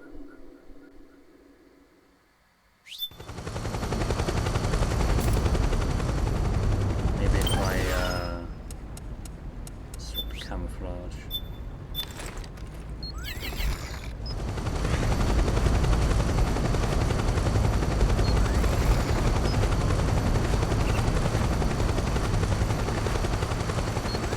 I like that.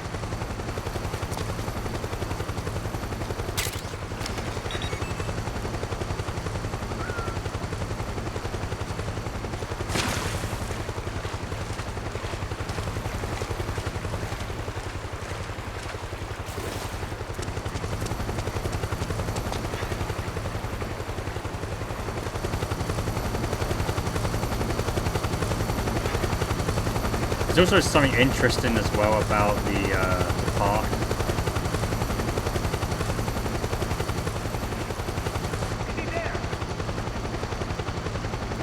No, I'm not there. Gotcha.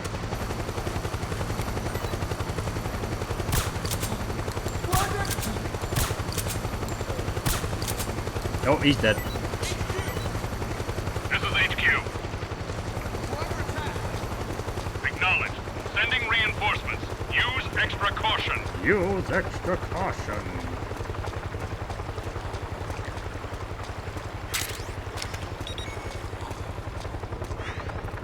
you don't, then you're a wuss. So try to use extra caution.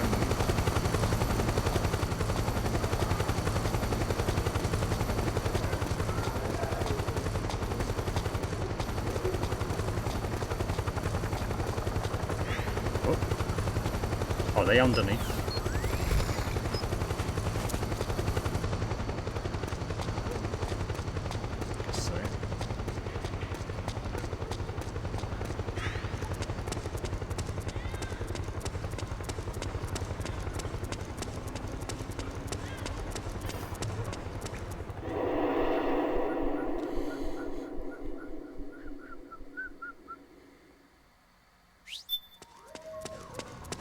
Oh!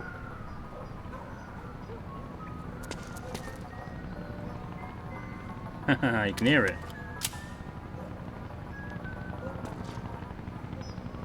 Oh, and the resistance member as well, it's not far away. That's the alert phase in Metal Gear.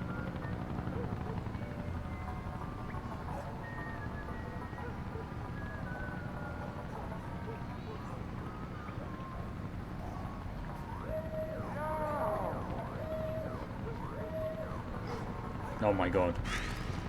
When I was playing that, you get bloody caught like, every single second in that game.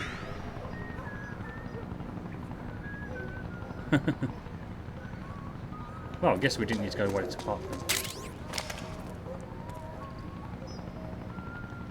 Wait, is that the resistance member? I don't know.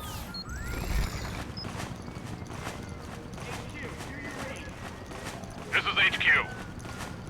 All clear. Understood. The state of alert has been lifted. Resume positions.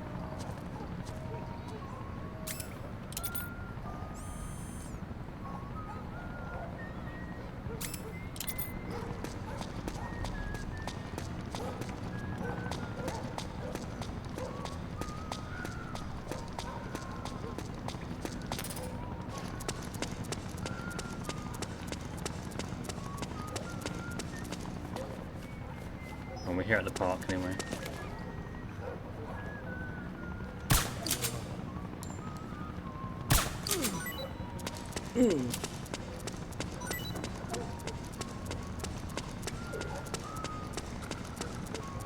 Also, the what that resistant member is whistling is the same kind of tune as what Sunny was singing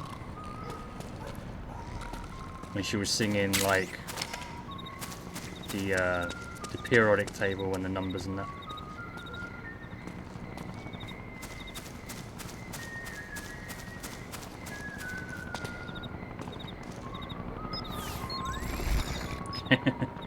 And one of the statues. There is something interesting I want to point out as well. I think it's over here, I can't remember.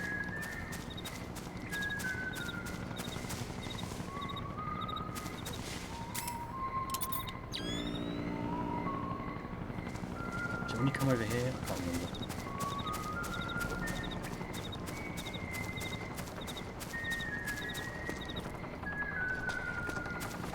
This side?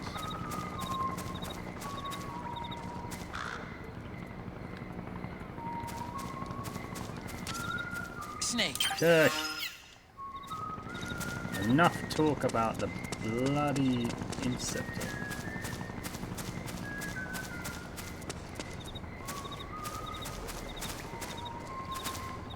Can't see it at the moment.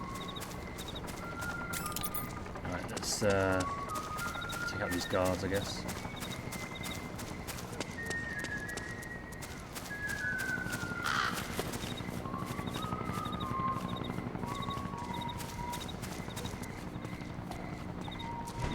Oh.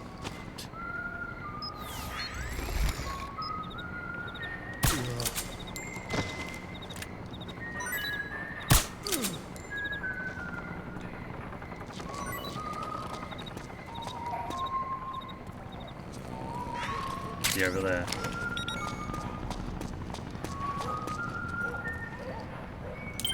Okay, let's switch to Otacons one. Oh no, wait, not yet, not yet, not yet.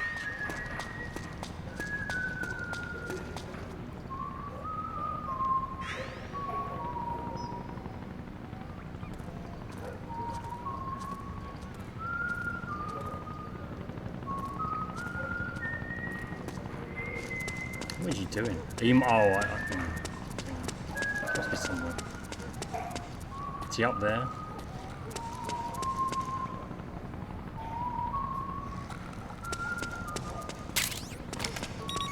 Have to go away around. I think.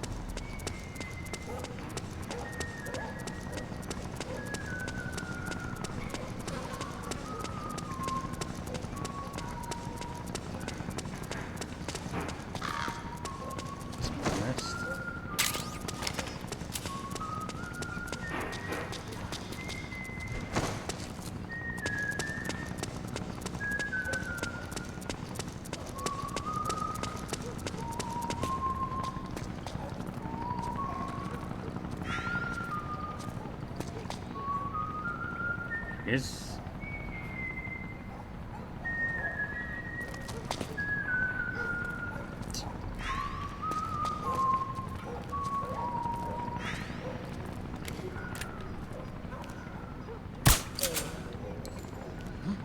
huh?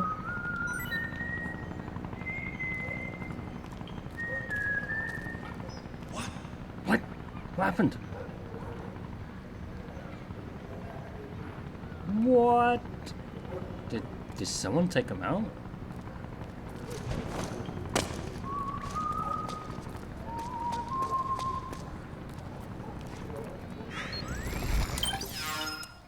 This camouflage.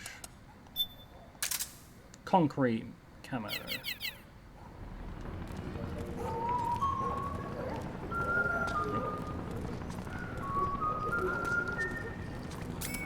Right, we don't need the song move.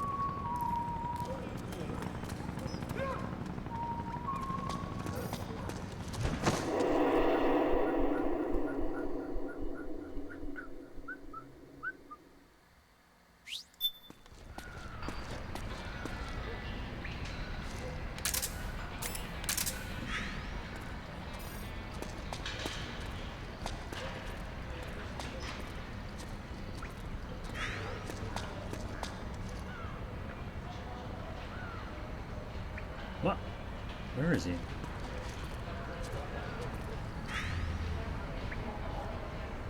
What's he doing?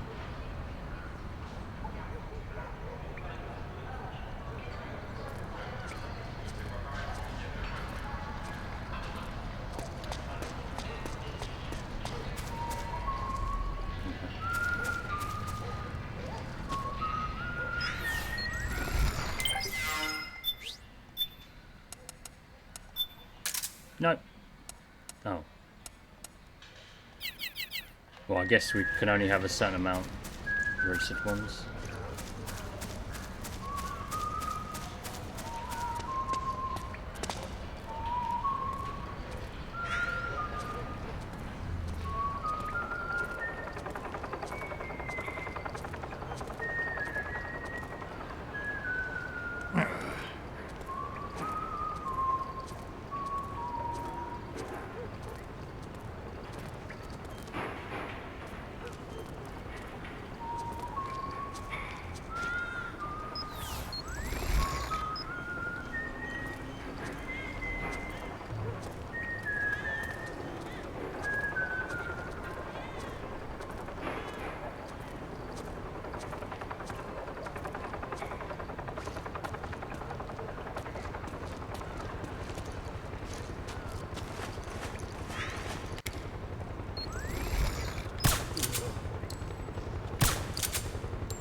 What?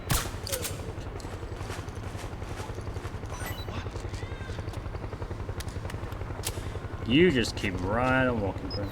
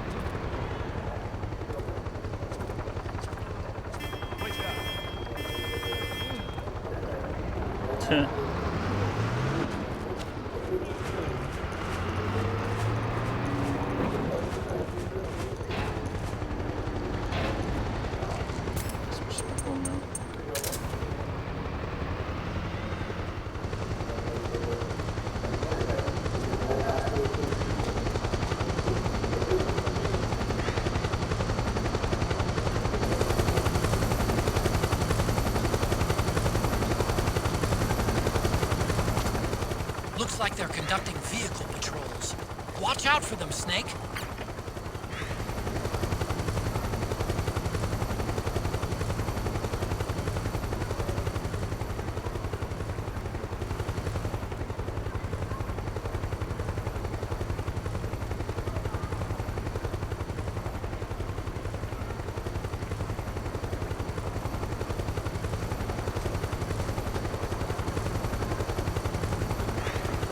Where'd he go?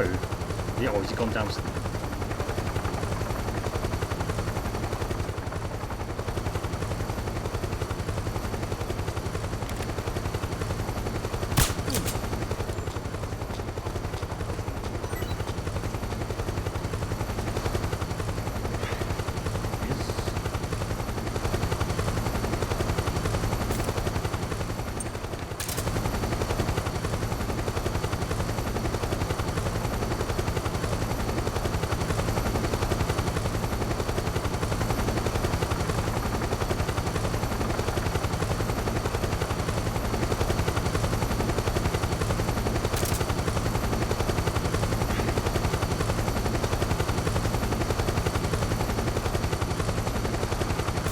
He's waiting for me, I'm waiting for him to move along.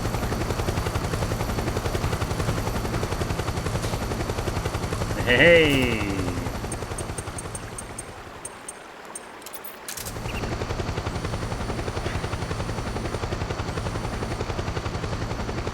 Who the hell's that, I wonder?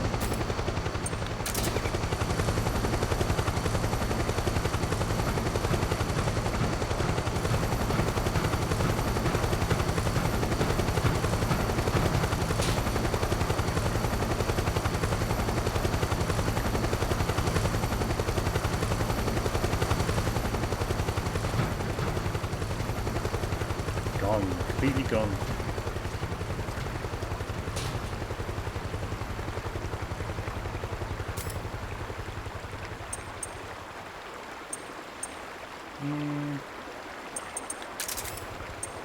Use that for solid.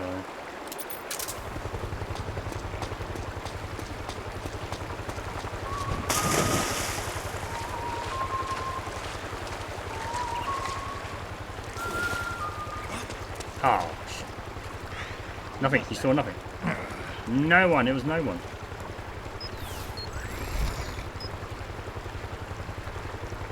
Could be my imagination. Yep. It's totally your imagination.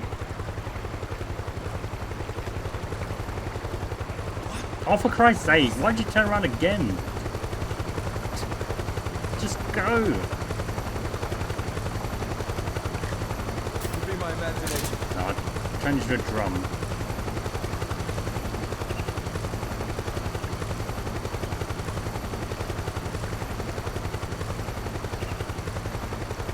I'm gonna turn around again.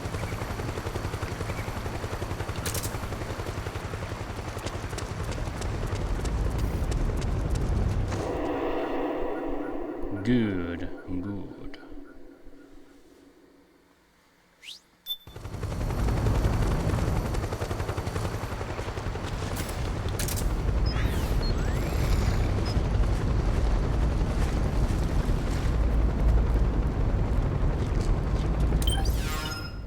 Alright, I'll switch to icons now.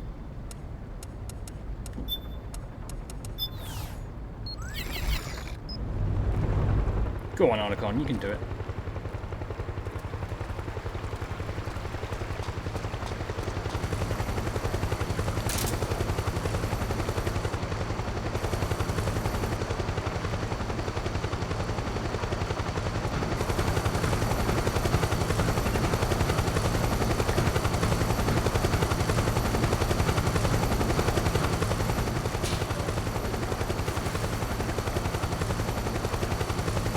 Whistling yet, because there's a lot of patrols. I was literally about to move then.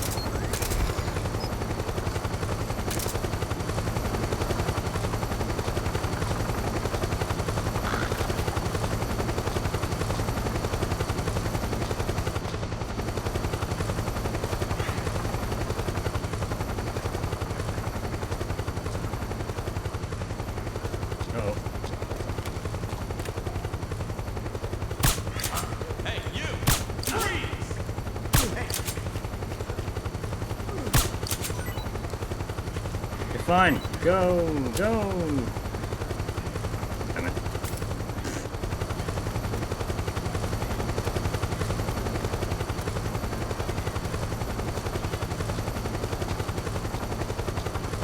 Where you going?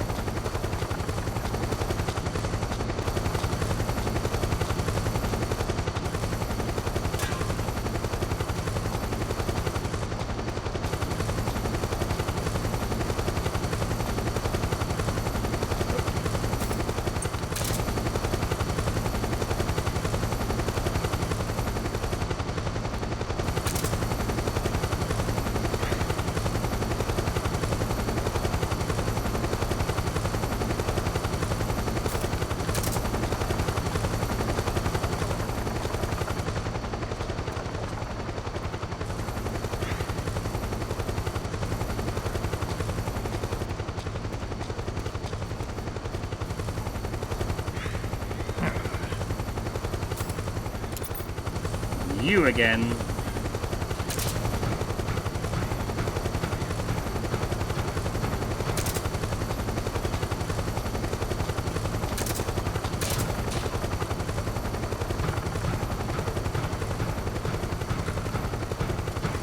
Hey, you there? You're all under arrest.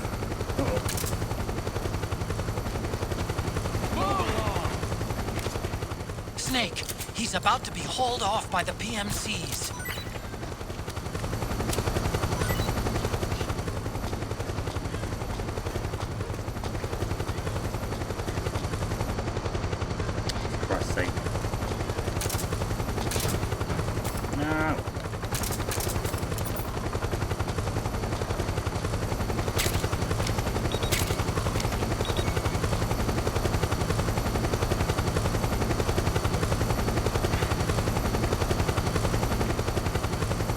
Back round there again, didn't we?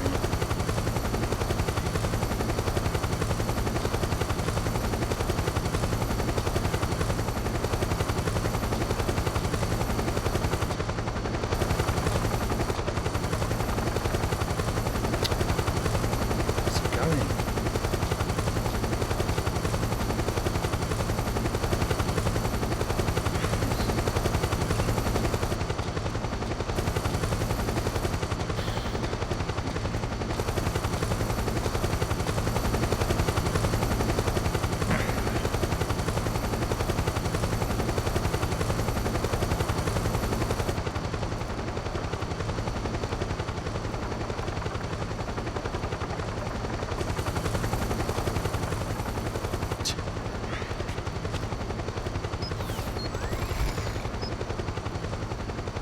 Go, go, go.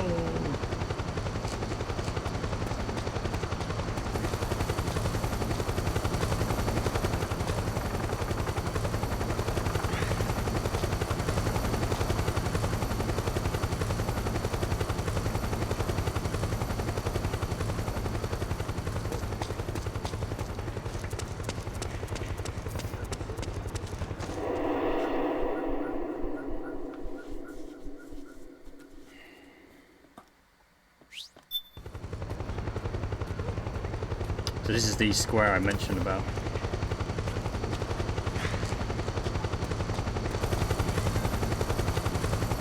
Just save this bit. Really don't want to have to do all that again.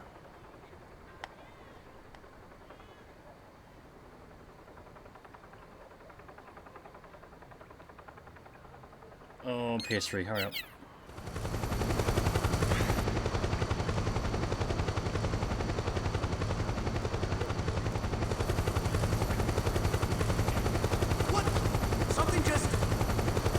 Alright.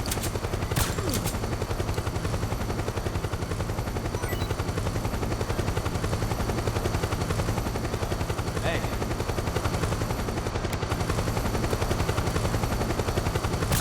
You leave him alone.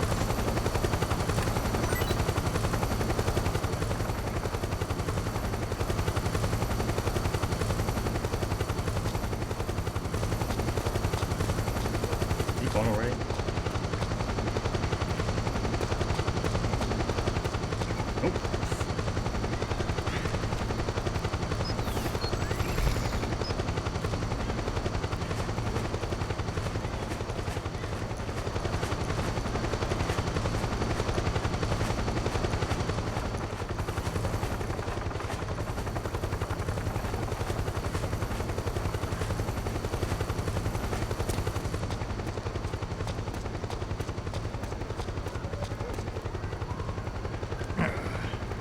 Sorry.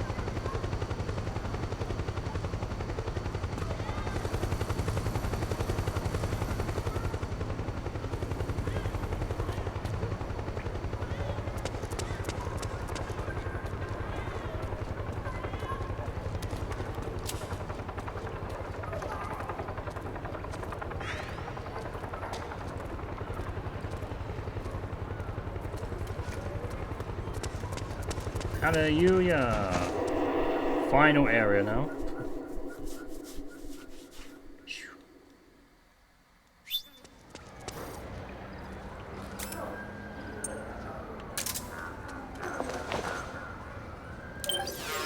Let's,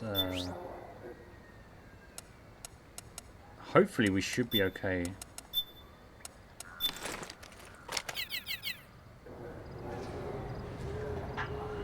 Yeah, we'll save it again, just in case.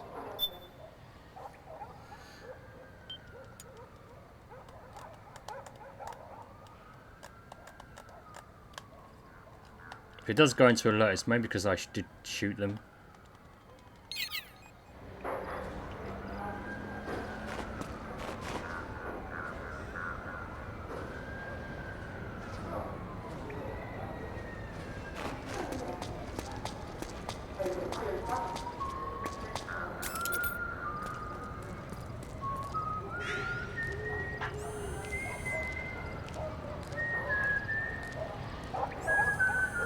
So what they were talking about is he's wearing a bike helmet.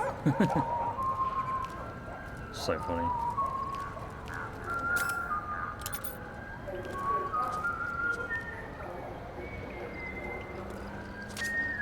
There's something fishy about that PMC trooper. Do you hear whistling?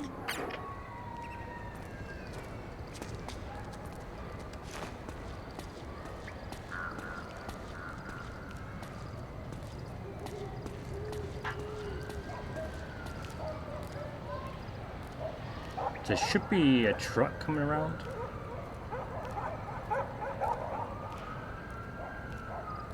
See, they don't notice the difference that he's got wearing a bike helmet, not a one of their helmets.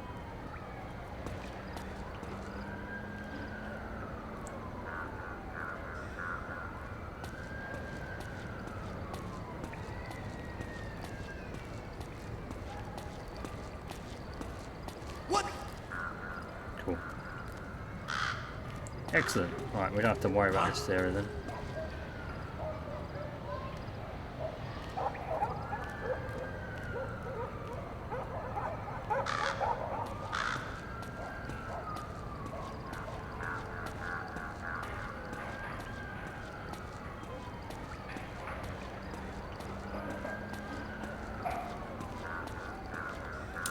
I did turn the in-game music off, didn't we?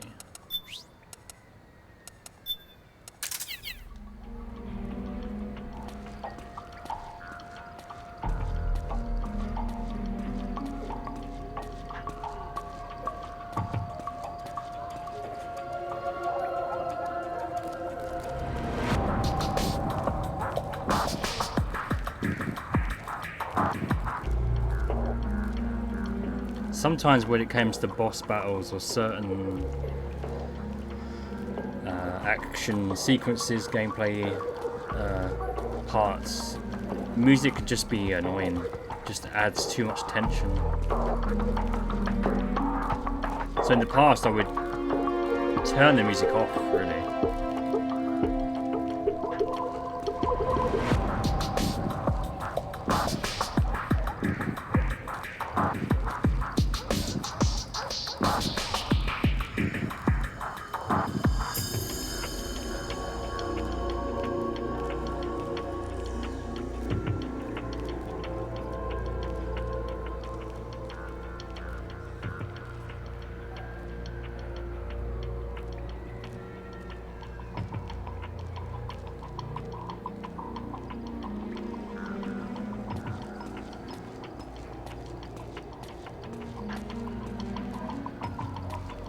Strange, I thought there'd be like a truck coming around here. On normal, anyway.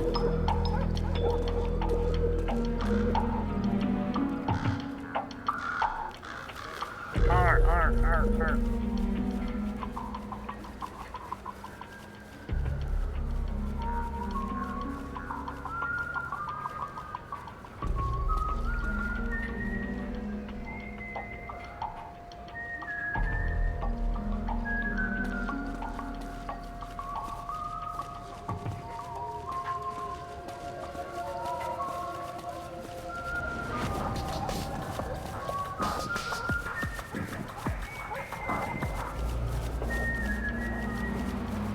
Oh, here it comes. That's a truck. Yeah.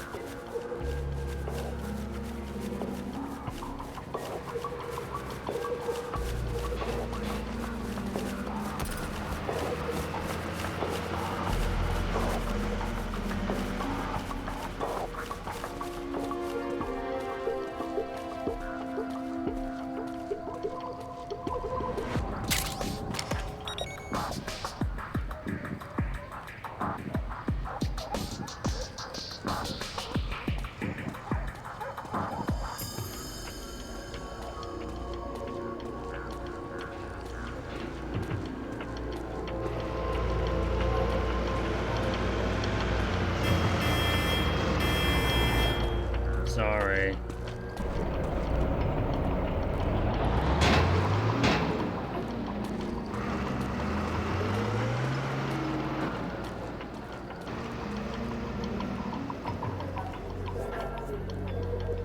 Getting close.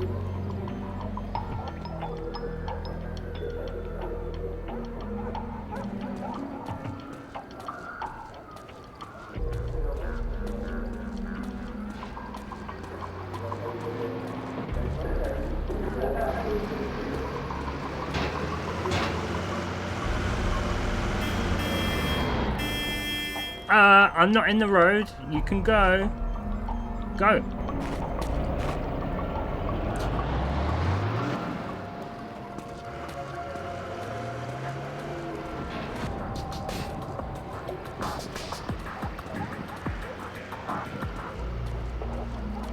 I will switch back once before the cutscene starts.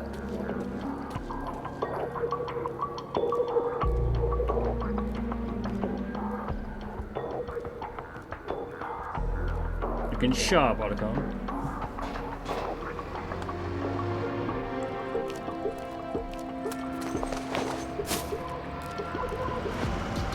I wonder what Icon says here. Snake, that area is under surveillance by PMC security patrols. You don't need me to tell you to watch out for them. Oh, that's great.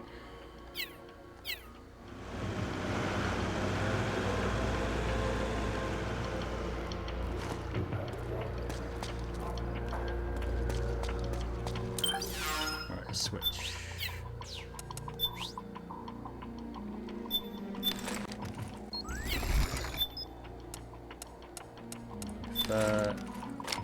As you are, Snake.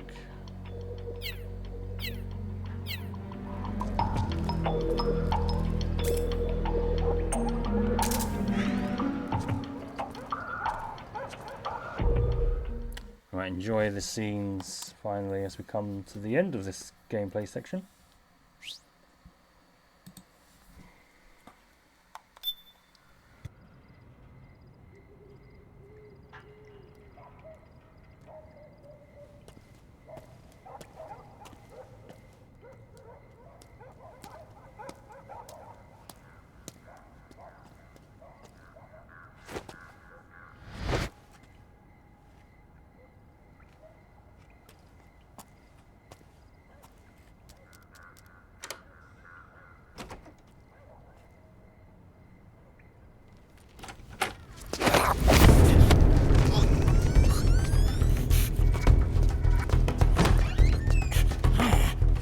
Who's there? I'm here to see Big Mama.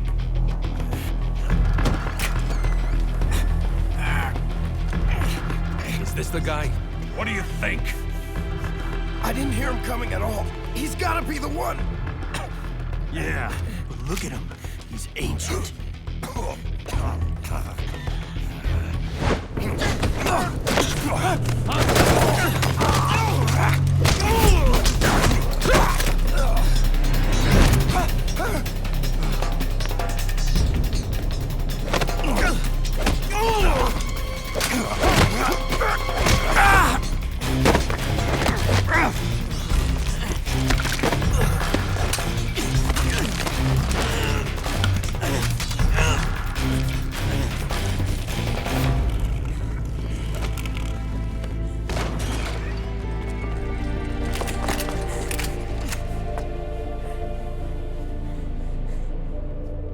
Very impressive, CQC, Snake.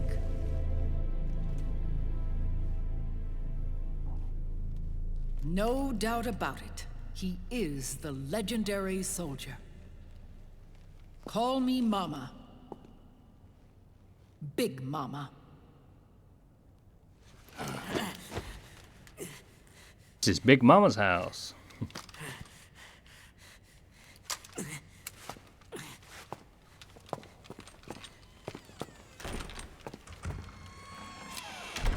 I need to talk to you.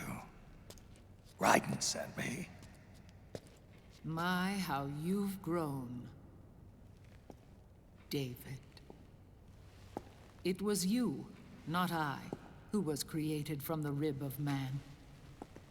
But I gave you life.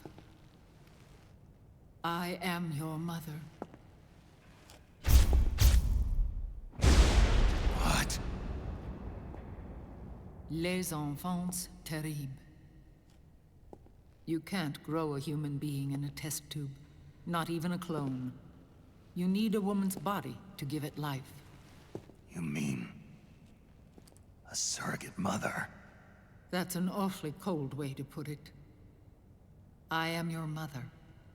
I gave birth for the Patriots.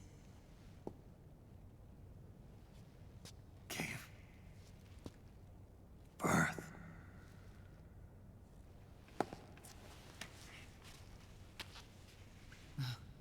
The forbidden fruit. Appropriate. No?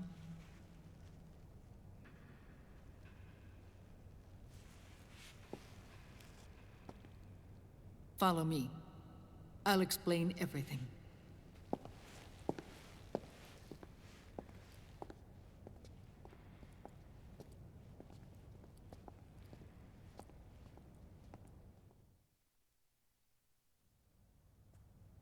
The man who wants me dead is Liquid, your twin. You think you know him, but I know him better. He was once Ocelot, but Liquid has taken control of his soul. And now he's locked in a bitter struggle with Zero. Zero? The founder of the Patriots. Founder? When did this happen? 40 years ago. During the Cold War, when the United States and the Soviet Union were still at odds. It was in that chaotic era that the Patriots were born. And I played my part. I was one of the founding members. You? Zero created the Patriots to manage and control the American state. That control endured long after the Cold War ended. The organization became an empty shell, continuing to function through AIs.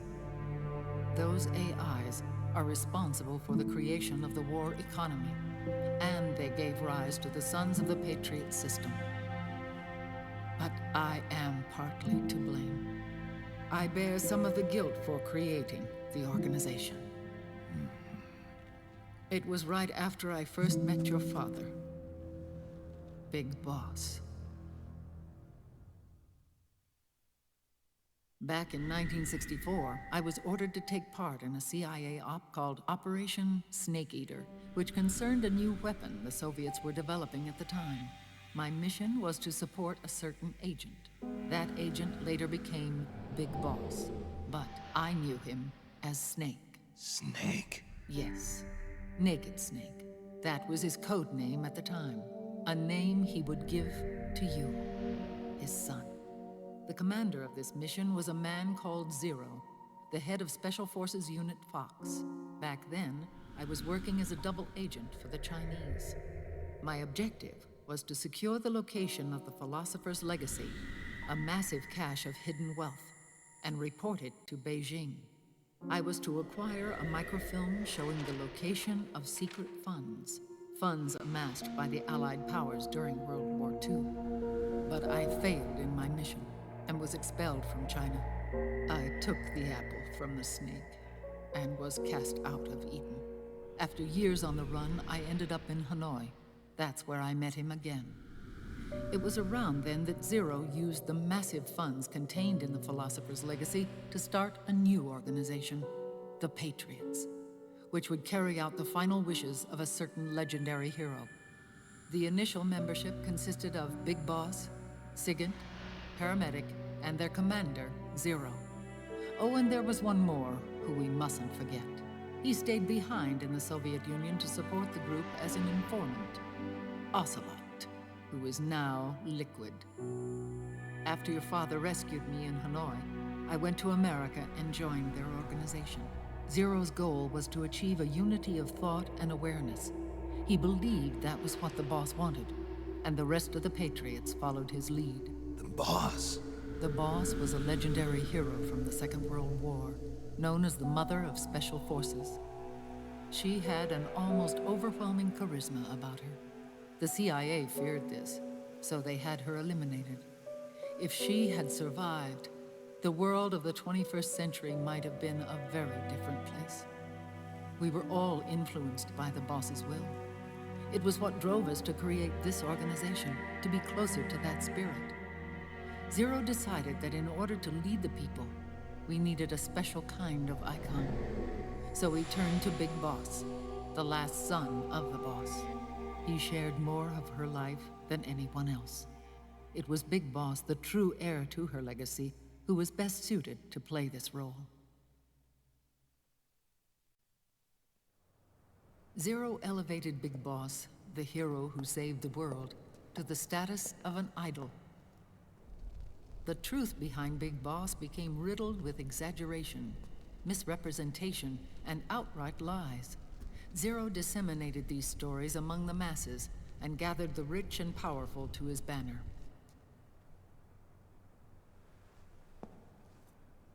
Every era needs its symbols to control the people. Whether it be the stars and stripes, or the hammer and sickle.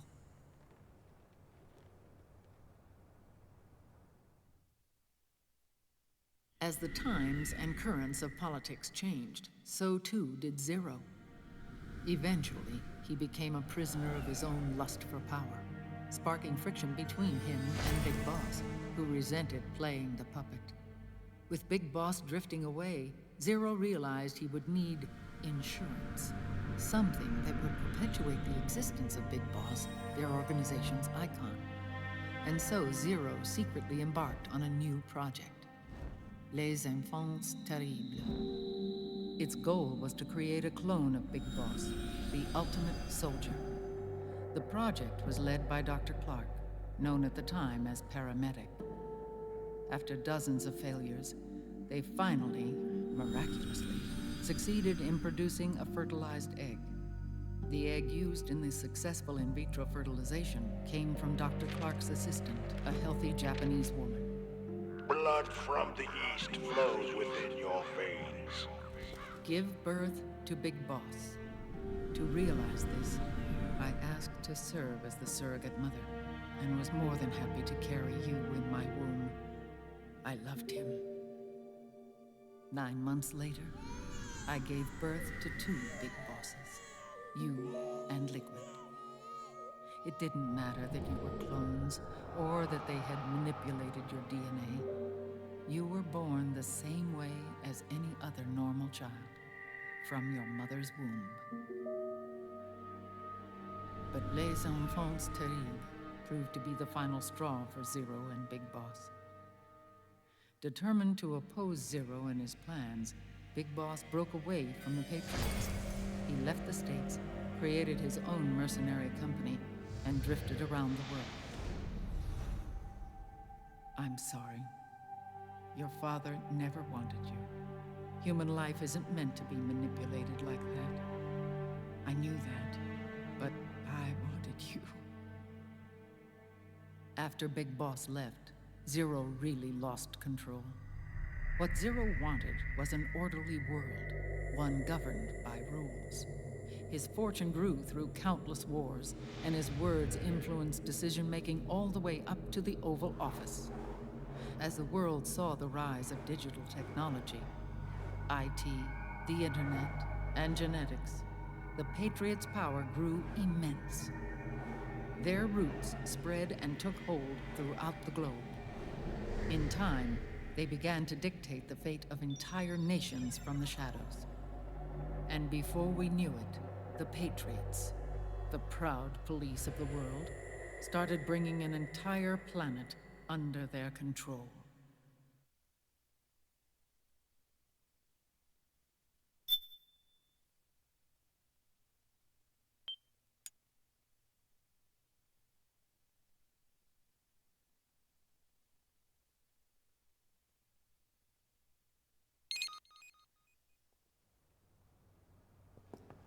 Their intentions were fair, but their execution was flawed.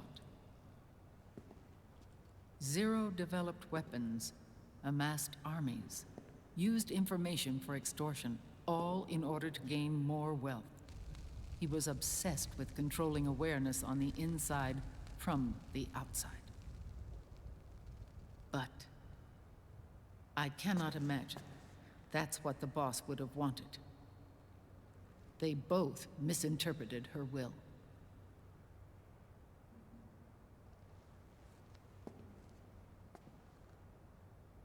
And their absolute reverence for her drove them apart. So began the war between Zero and Big Boss. Opposing interpretations, each striving to realize the boss's will. Everything you see today stems from their Cold War.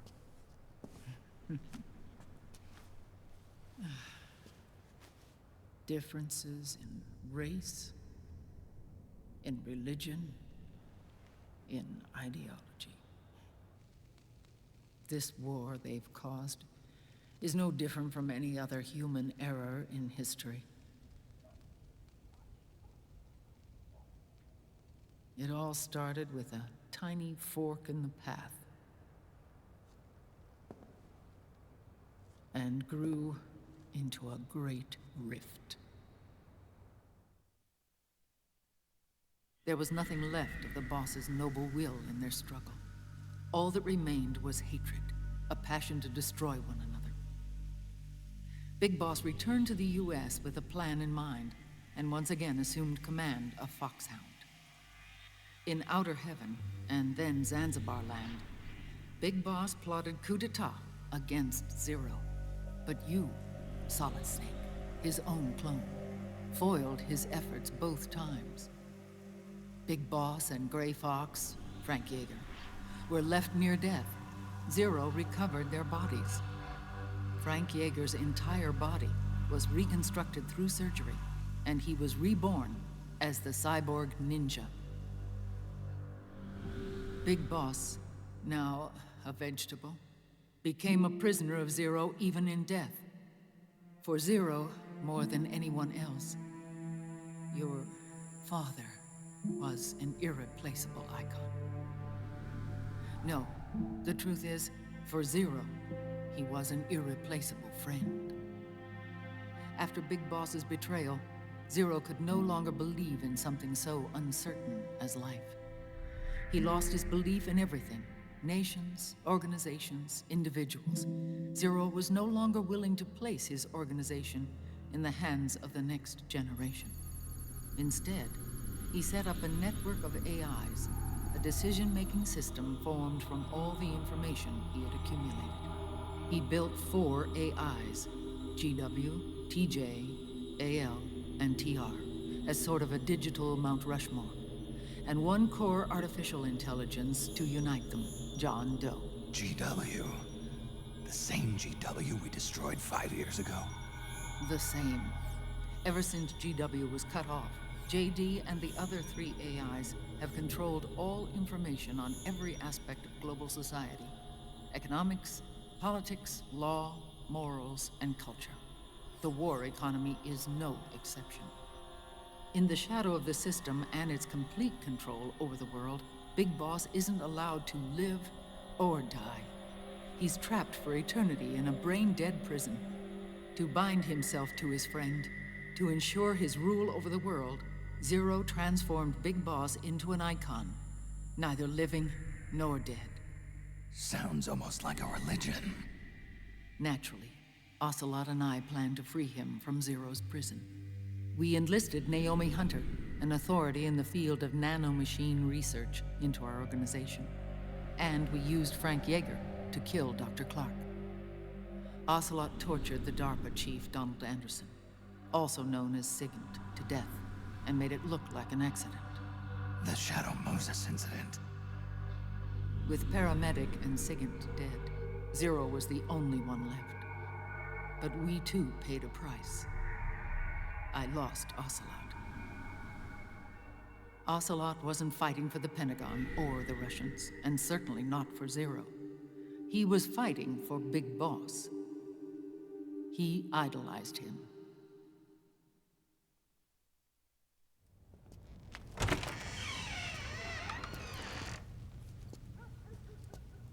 When Ocelot grafted Liquid's right arm to his own, his body was taken over by Liquid's thoughts and spirit.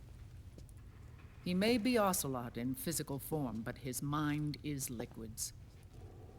I was the last one.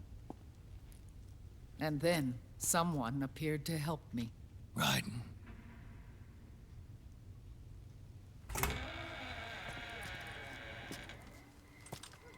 It was when I met him that I finally discovered the location of Big Boss. It was in the data he obtained from GW. Together, he and I retrieved Big Boss. But Big Boss was still asleep, as Zero had left him. Why did Zero keep him alive?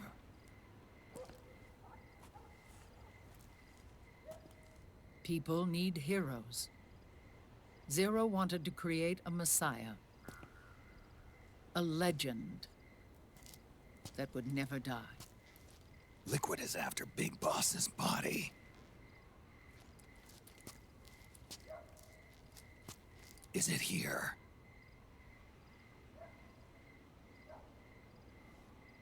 I'll take you to meet him.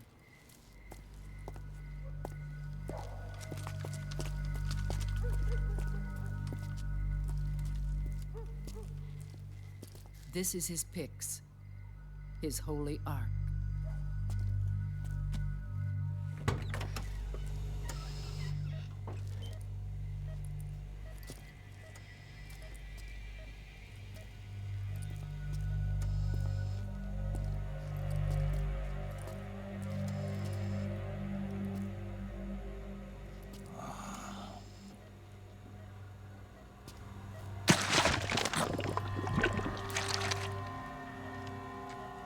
His body is alive, but his consciousness is locked away by nanomachines. So technically speaking, he's not really brain dead. We can't allow Liquid to inherit the same sins that corrupted Zero. Manipulating people's minds for the sake of his own ego.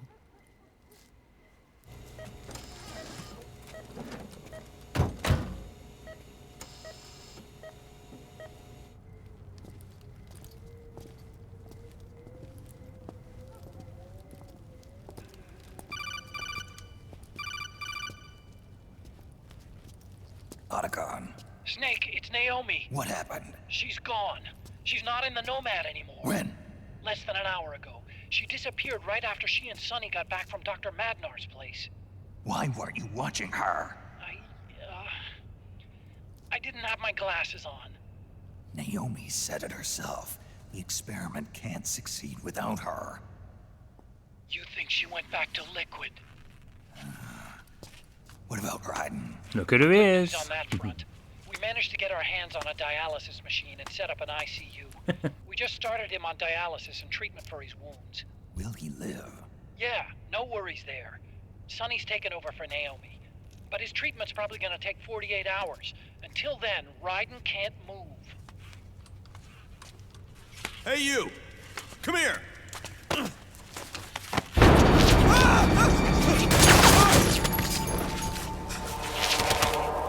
What the hell is that? Move!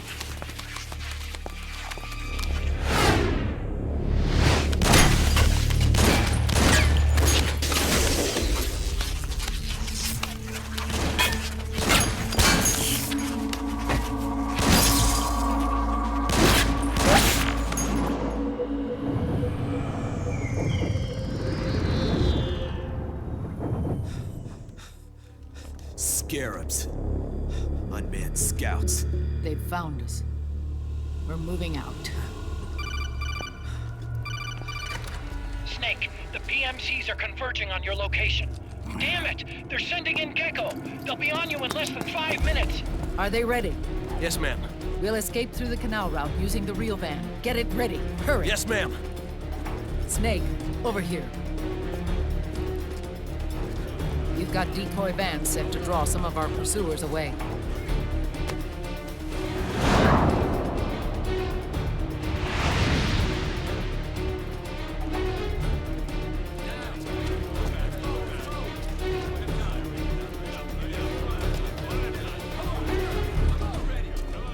All of these children were orphans. They work in arms factories. And when they grow up, they want to join a PMC. They seek revenge on other companies, PMCs that killed their parents, and use their earnings to support their younger siblings. There are countless child soldiers like these in the PMCs. Nowadays, anyone with a computer can get combat training. The FPS games that these children love are distributed for free by these companies. Of course, it's all just virtual training. It's so easy for them to get absorbed by these war games. And before they know it, they're in the PMCs holding real guns. These kids end up fighting in proxy wars that have nothing to do with their own lives. They think it's cool to fight like this. They think that combat is life. They don't need a reason to fight. After all, for them, it's only a game. Zero is the cause of all this. Defeating Liquid won't change things. Unless we stop the Patriot system, the cycle will go unbroken.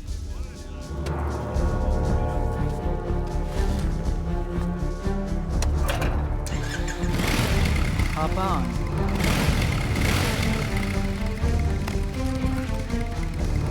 Hold on to me.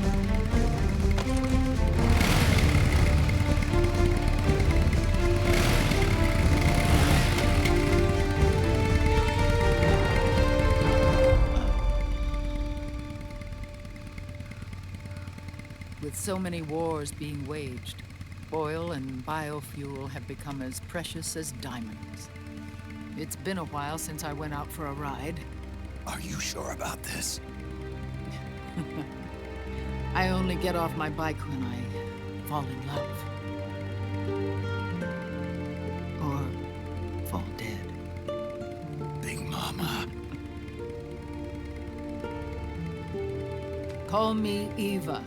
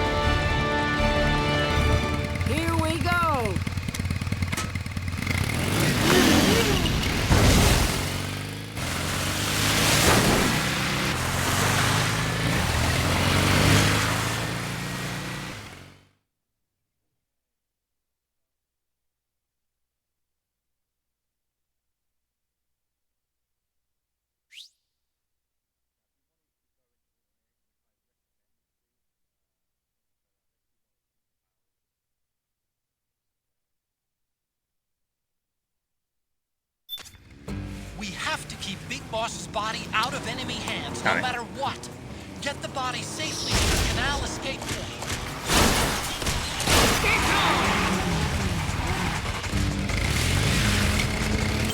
So I realised I didn't have the mic on.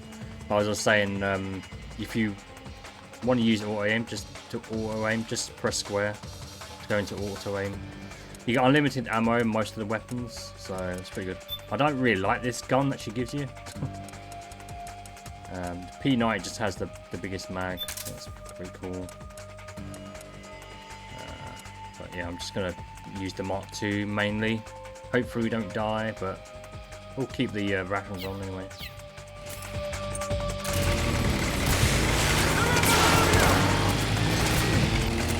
Keep that get-go!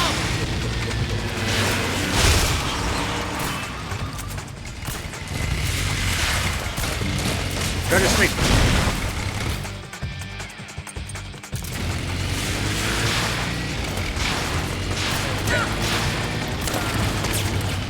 Also, you can hug Mama by just holding triangle.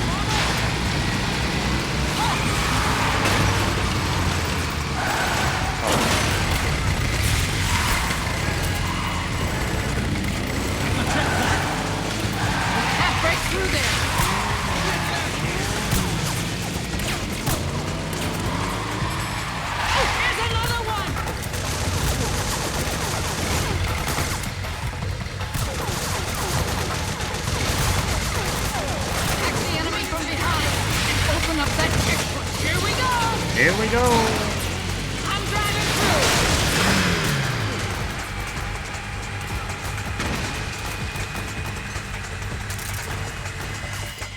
Takes too long to reload.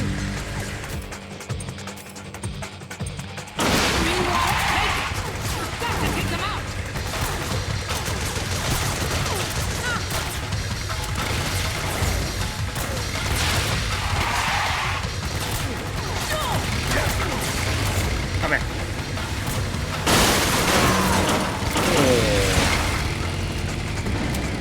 Here they come. Need a hand on the right. Enemy to the right. Enemy dead ahead. Stop right there.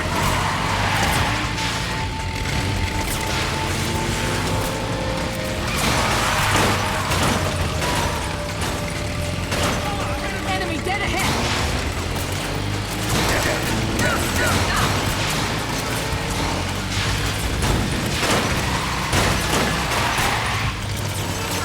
Take that. And Need help in front.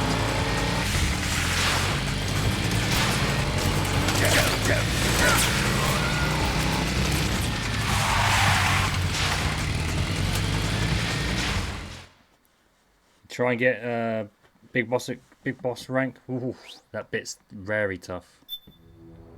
It'll take a lot of tries to get past that bit. Or you might get lucky. There you are, Snake!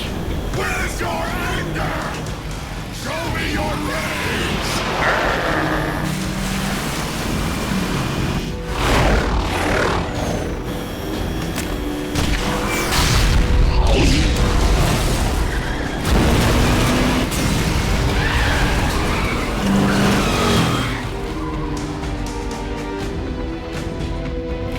Just imagine you're in curfew and all this happens.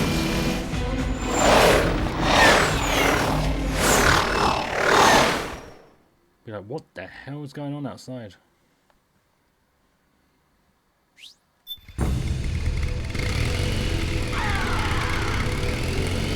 Incoming! I've got bad news. The decoy vans have all bitten the dust, which means the enemy will be focusing on you now. Oh, I just need you to hold them off a little longer. Excellent,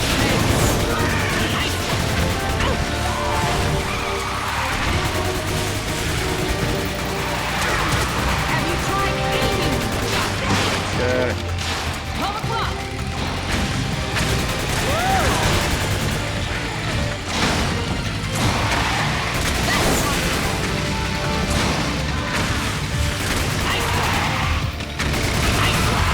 Snake, enemy to the left. Need help in front. Excellent, Snake.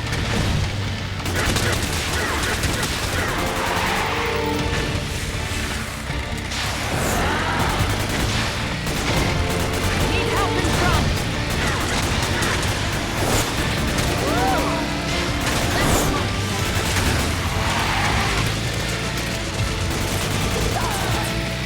Wait there.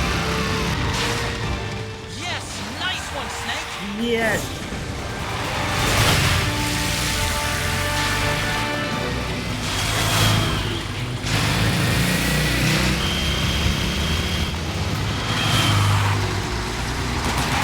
Snake behind us. I got him. Nice work.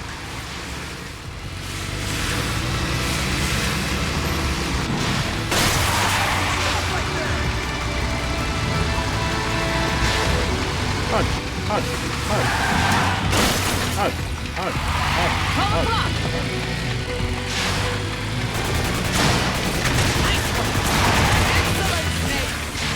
Excellent.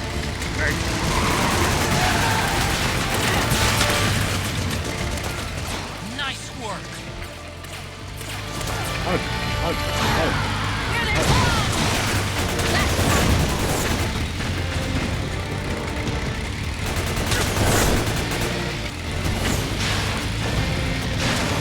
Enemy dead ahead. That's one. They're coming for us.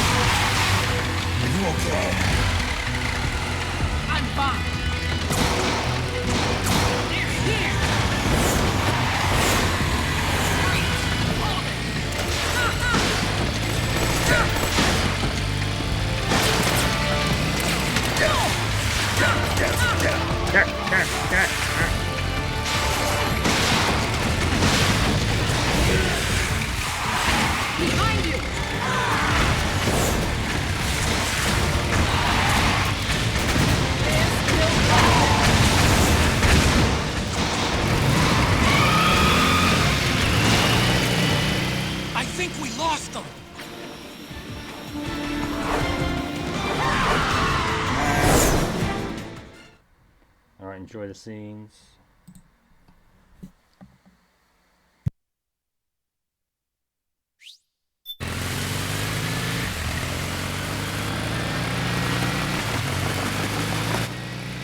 There it is.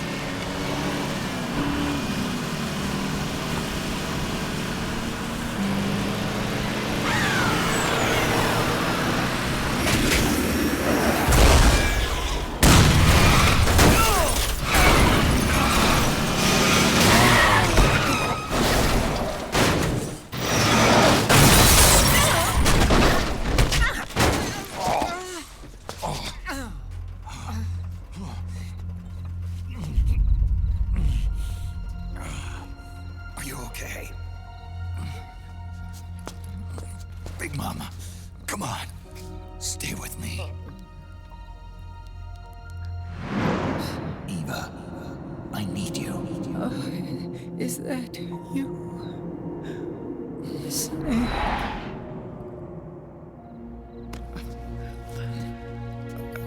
Mother's work is never done.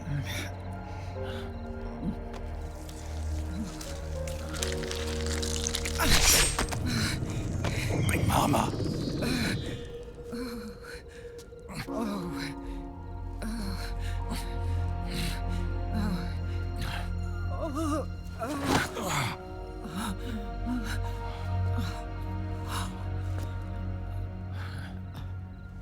Where's the van? Over there.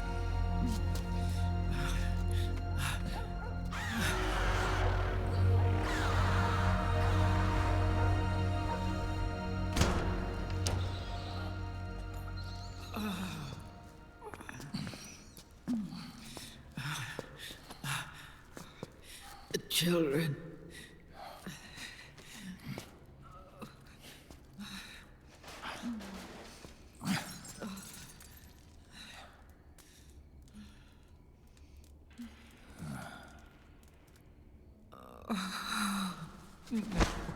No. I'm so sorry.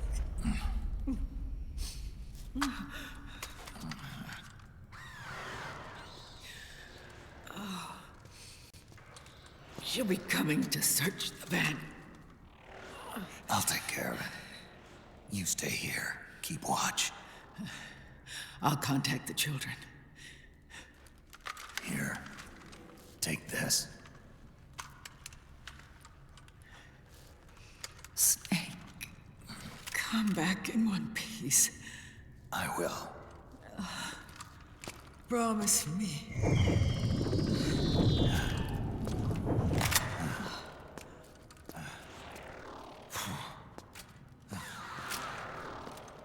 Alright, we're gonna take out Raven non-lethally again. We'll use the either the Moid Nagin or the silent one.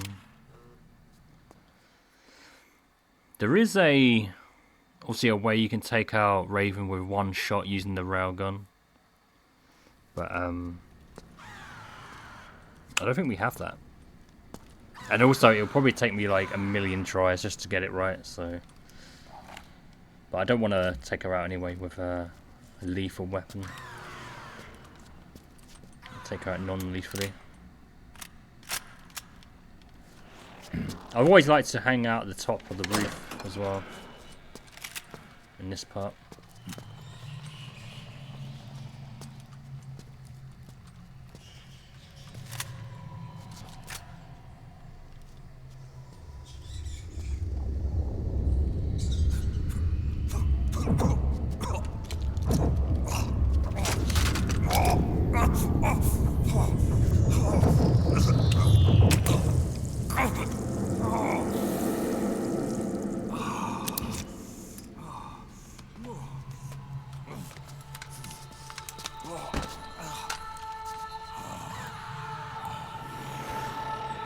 Turn it down a little bit.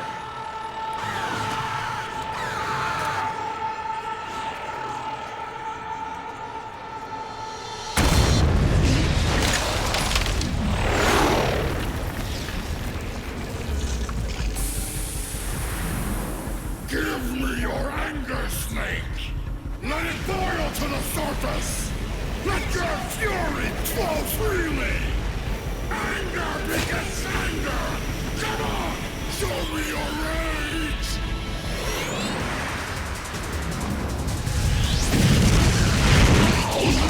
Fire!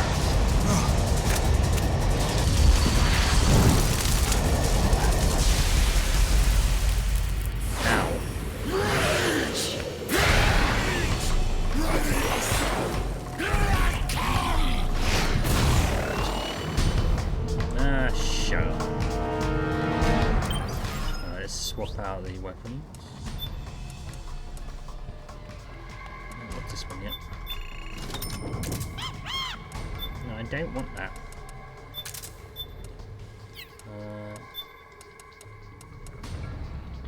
Oh wait, wasn't the VSS the... Oh, it is a lethal one. Okay.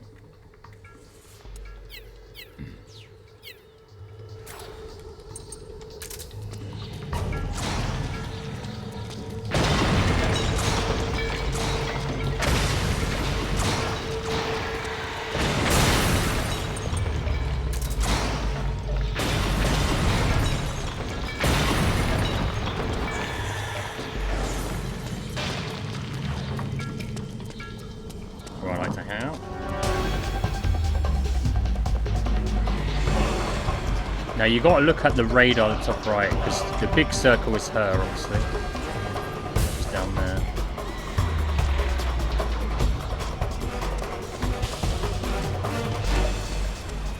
Hyper music. Metal Gear Acid. Let's actually listen to some of these iPod tracks.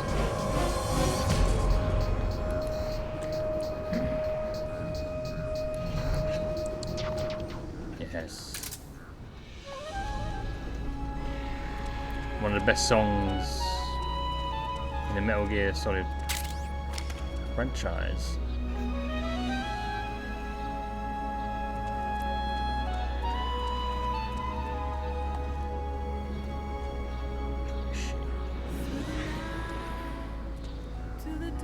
Is that her? No.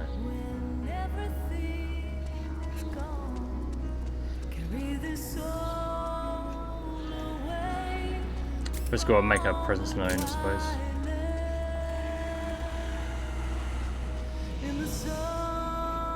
We actually did take a bit of life away from her.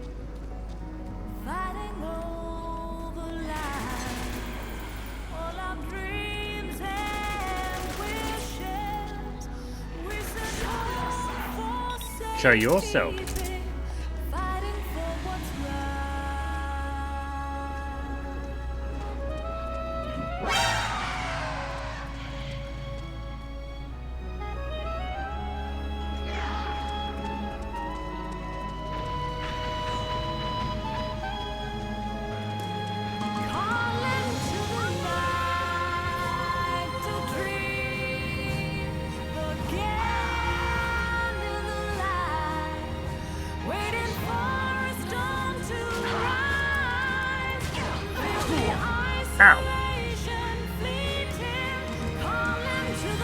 How dare you?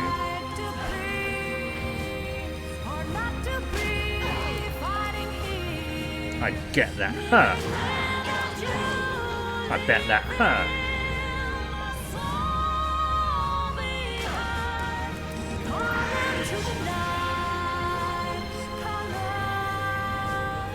No, where'd you go? Running around.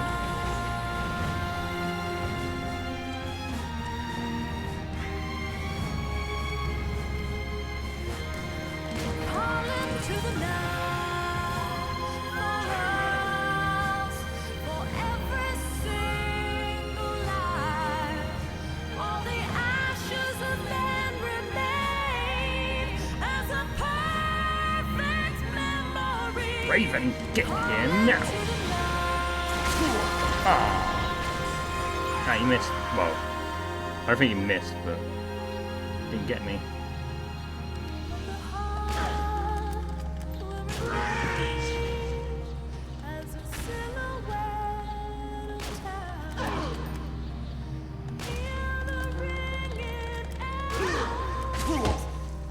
stop that.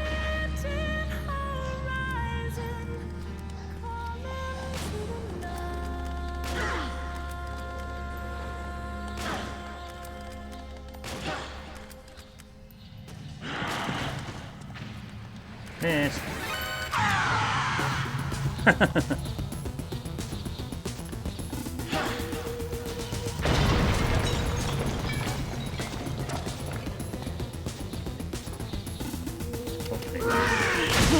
Oh, I nearly got them. Of course, the last shot is complicated, isn't it? Gotcha.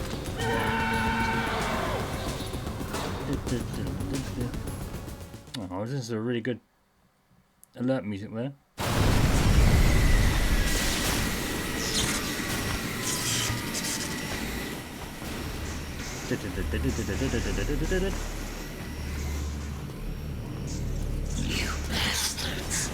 What? Excuse me? Never! I can feel the anger building up inside. Eating away at me.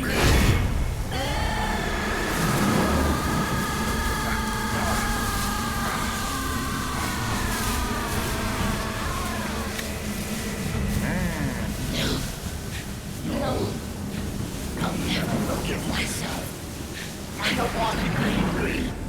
I don't need anger. Good. I'm not angry. Good.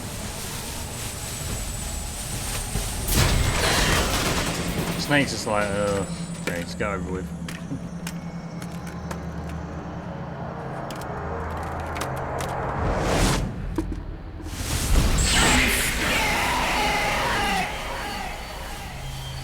Yeah, yeah.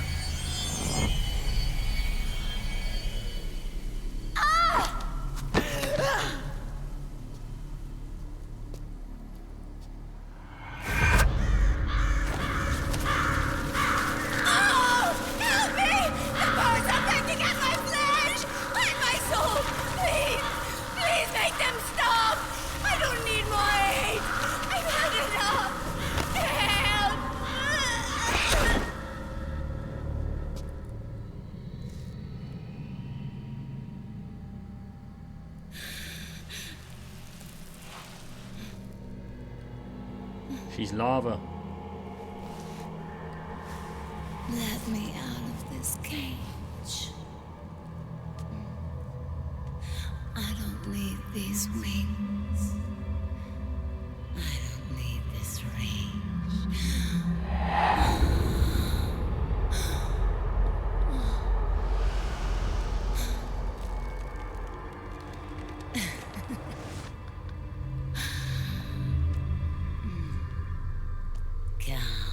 Yeah. Let your anger flow. Stop pointing, it's rude. She does it again.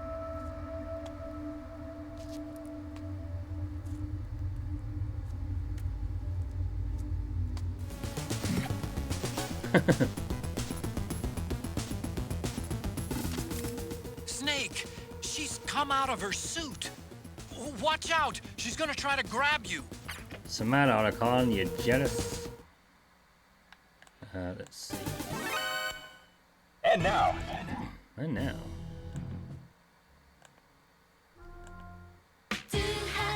Shifty dances.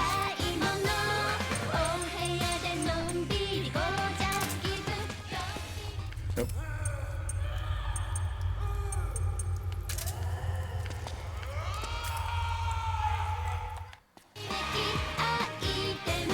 I don't have the, let me just get the doll. Where's the doll?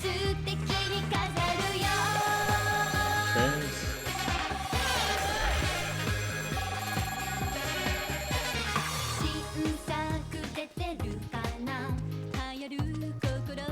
It's in one of these corners somewhere.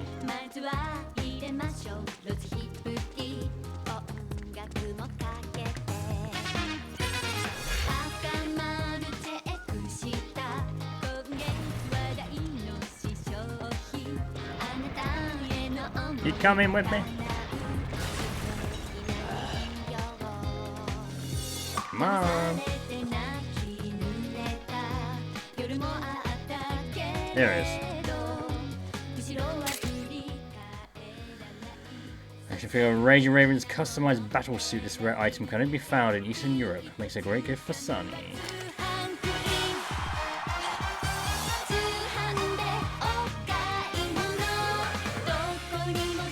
No, lay down.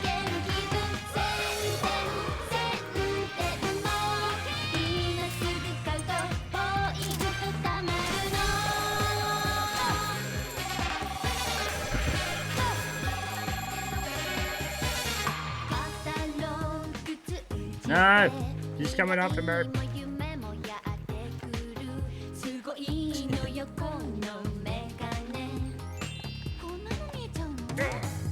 Hey, what are you throwing at me?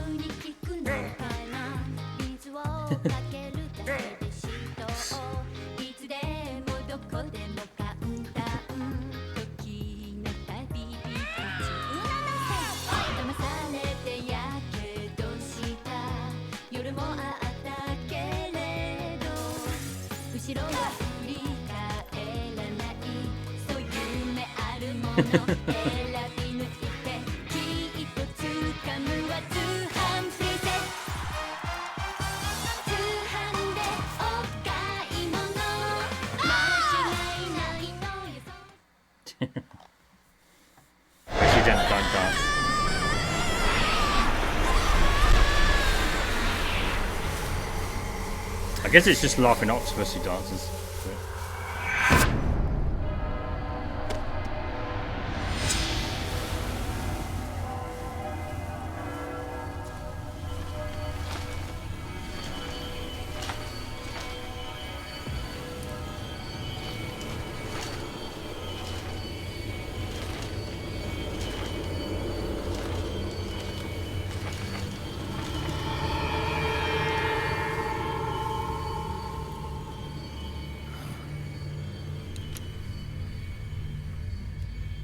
Shake the controller. I mean, Snake's Octo camo goes back to normal, its default, if you shake the controller. Wait, hey, look at that weapon we get.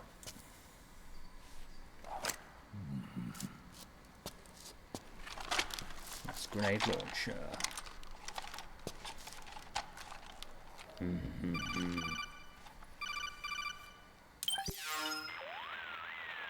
Way to bring that bird down, Snake.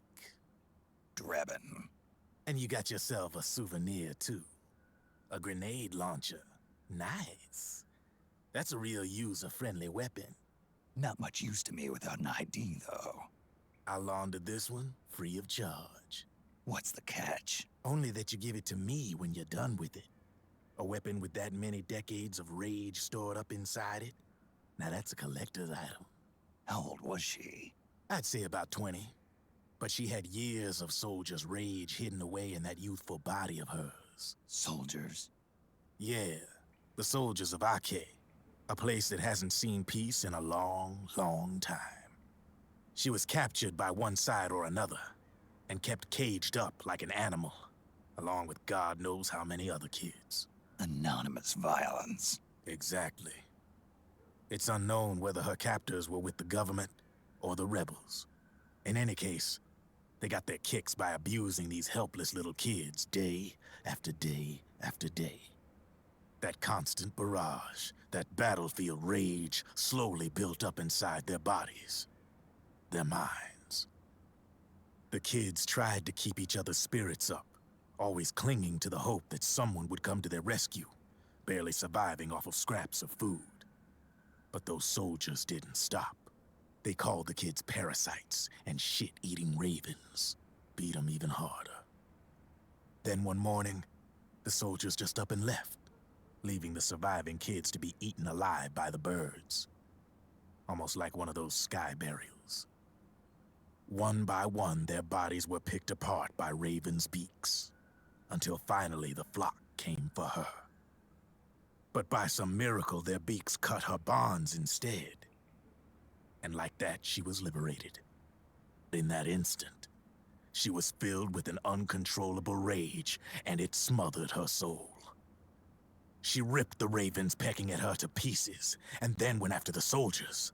And when she finally caught up with them, she waited until nightfall like a hunter awaiting its prey. They say that when a raven cries, a man dies. And that's exactly what happened that night. Screeching and cawing, she killed every last living being in the camp. Both the soldiers and the civilians they'd enslaved. In her eyes, there was no longer a difference. The cruelty her friends had suffered, the pain and humiliation she'd endured. Hers was the distillation of the rage that decades of war had imparted on those soldiers. It was her strength, and her greatest weakness. You're something else, Snake. You managed to cleanse Raven of her rage. No, seriously. You're the seed of war.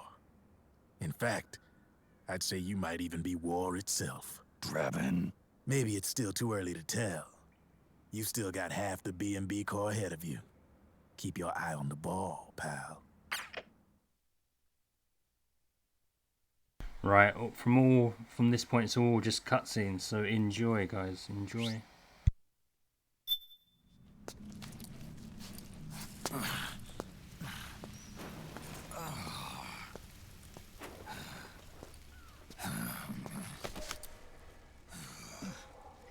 Snake, I have to apologize. The 3 vans that came out with us are decoys.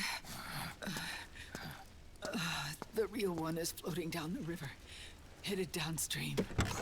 I managed to get in touch with the children. The Pix is safe. We're going to rendezvous on the riverbank, downstream. Land and air routes are cut off.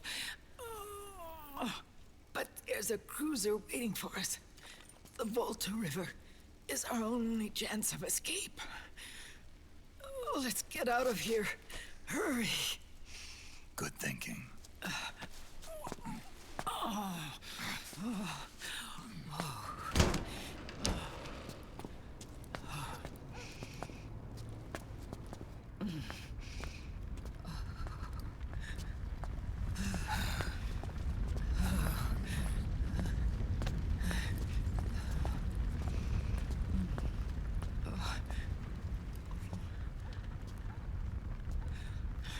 This way. Follow me.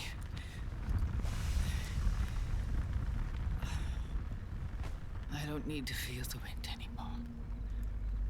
There's no need to keep lying to myself. I only get off my bike when I fall in love. Or... Oh... Damn it, I missed that one. Snake. Give me a hand. Yeah.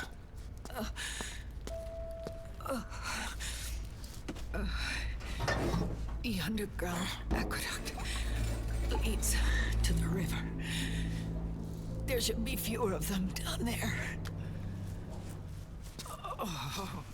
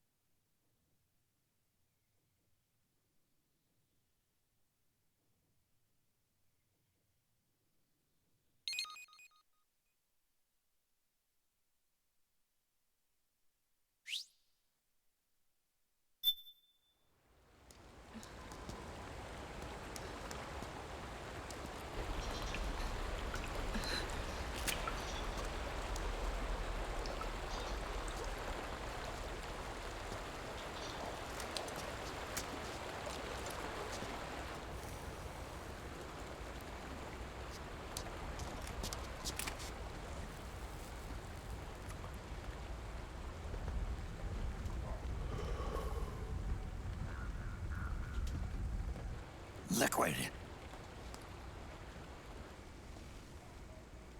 Not bad. Where's the pics? That no longer matters. Where is it?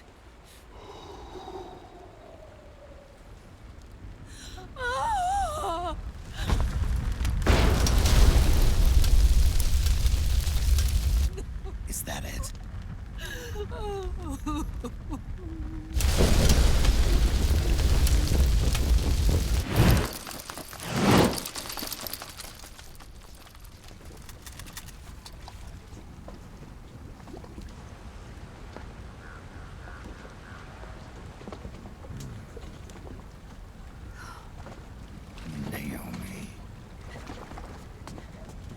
Naomi told me everything. And now, thanks to her, I finally have it. The thing I've sought for so long. Big Boss. Put down the gun, Snake. It's already too late. You almost did it. But it looks like I win after all.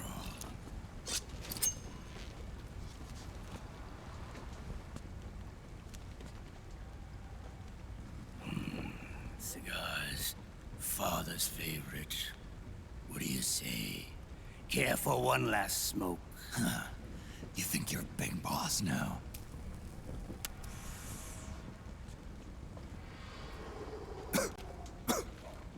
Oh. Guilty as charged.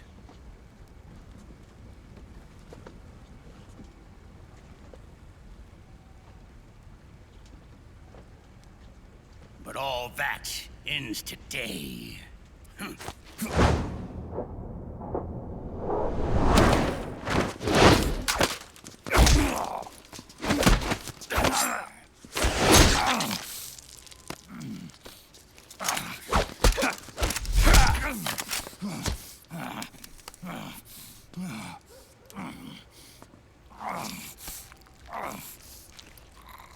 Nice try.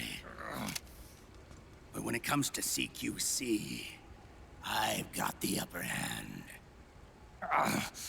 Even if you do get a hold of the system, you'll only have one part of the Patriots AI. The military part.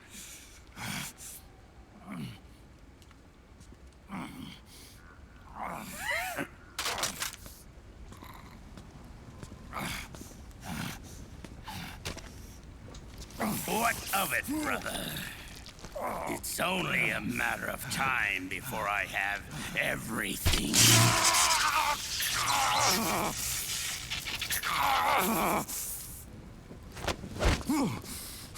Remember GW?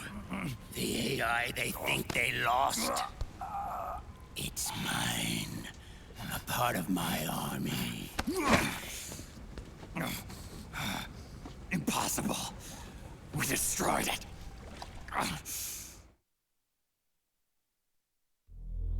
Your worm only managed to cut GW into little pieces. Pieces we were able to reconstruct. And then we stowed it away inside JD's network. This man's body has served me well, allowing me to pass every security barrier between me and GW. After all, the Patriots system is nothing more than a machine. Now that GW is a spook inside the network, there's no way JD would recognize it as an external threat. Once I destroy JD with a nuclear strike, the Patriots network will be mine. And then, I'll build my haven, free from all forms of control. I'll cast aside my old identity and take my own name for the first time.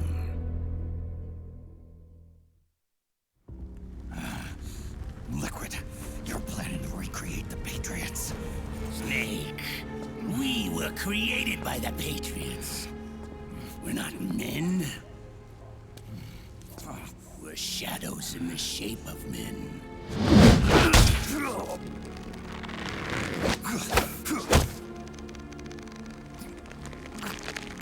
We're They're freaks who never should have existed.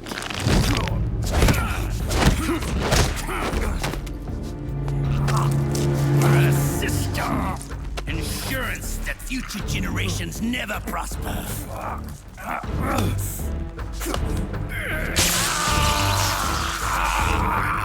The Patriots saw fit to create us, and in doing so became our only raison d'etre.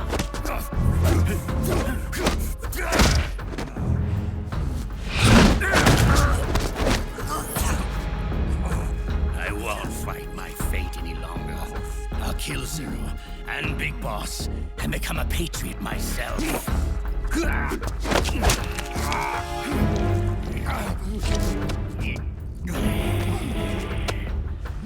all began with Zero and Big Boss. Our purpose in life is to fulfill our destinies.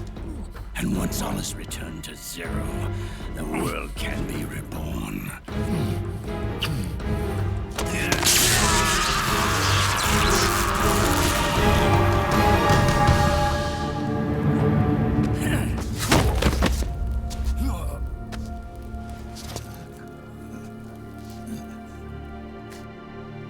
Adam.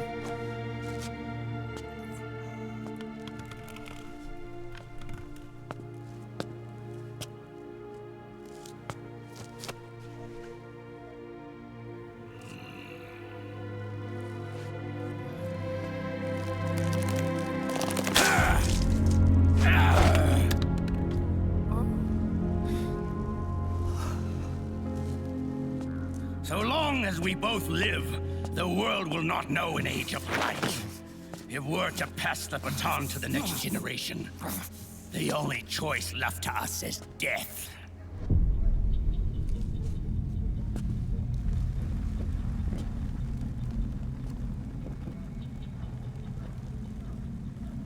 Boss. Good. The players have all assembled, Snake. The time has come for you to witness our moment of triumph.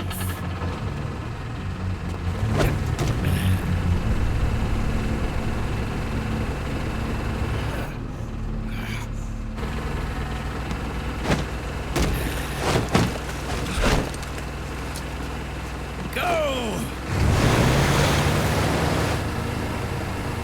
Quick! They're slowly getting away! After them! They're getting away very slowly. You can run if you catch up to them. Ah, whatever.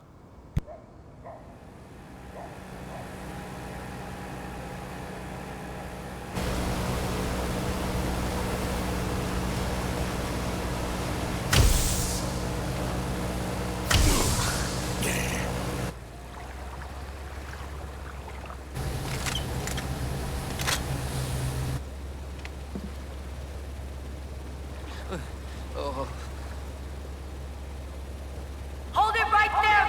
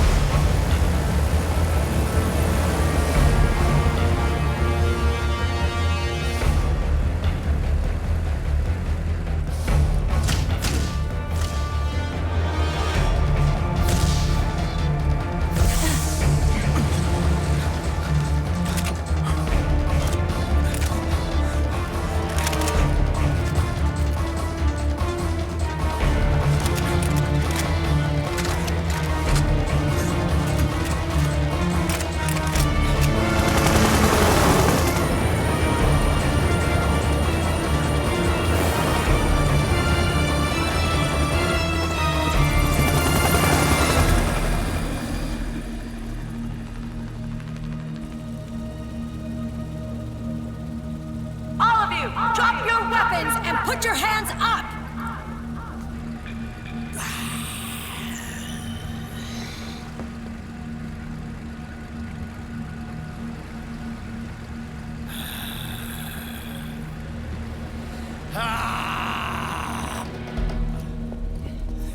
Barrel!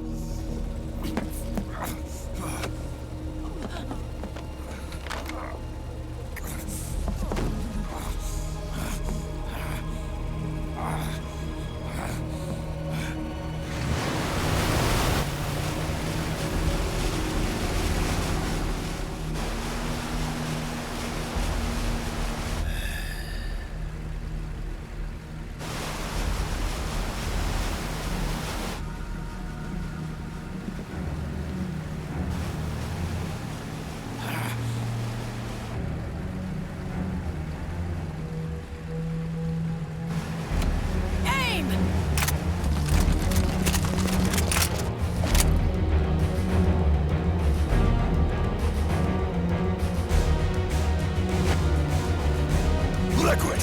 Stop! Fire!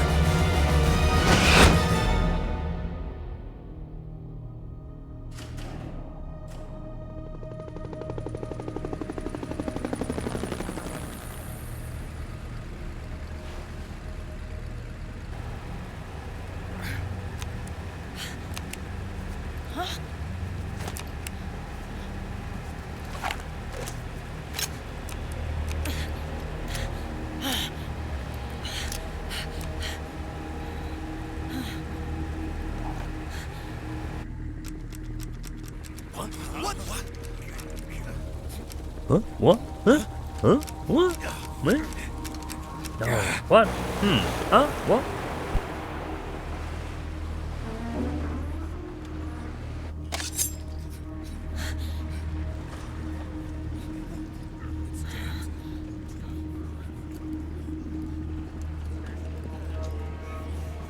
The system is mine. Your guns and your weapons are no longer your own.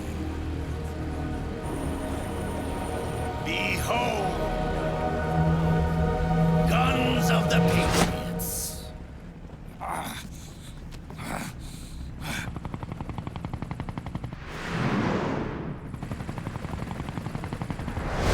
Bang!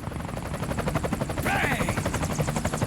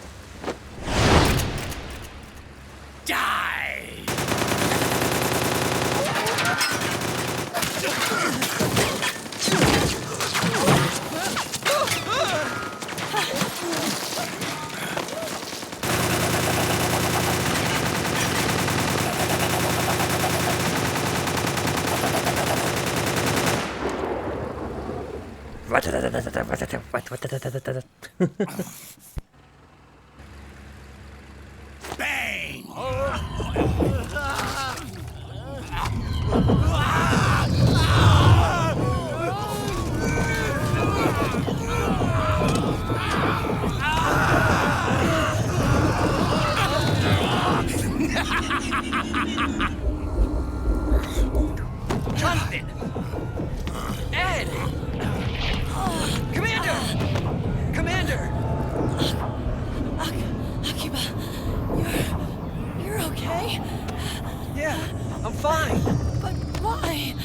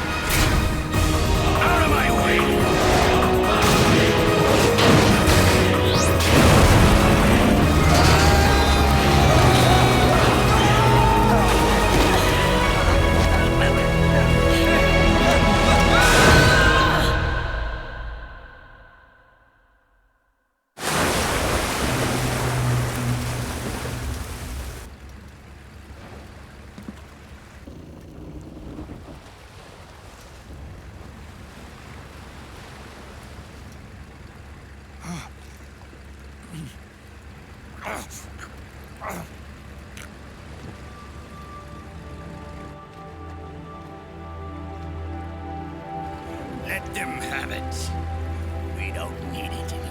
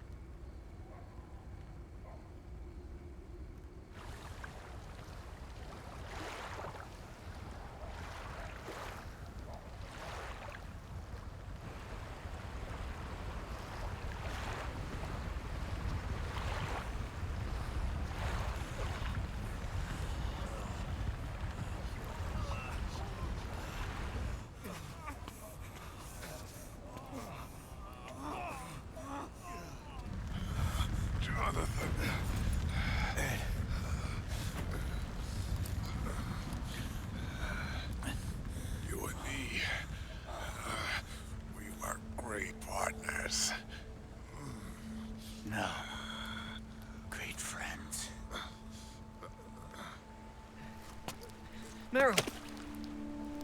Meryl! Meryl!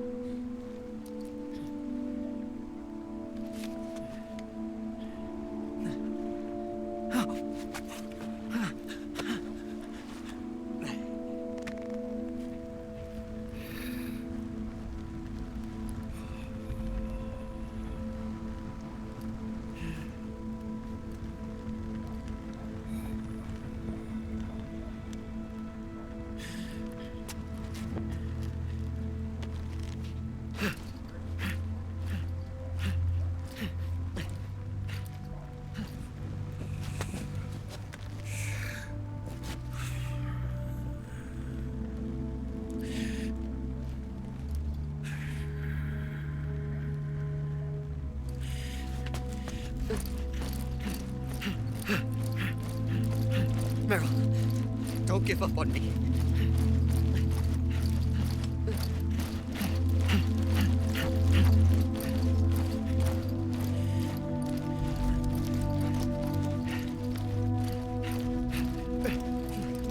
Meryl, don't go. Meryl.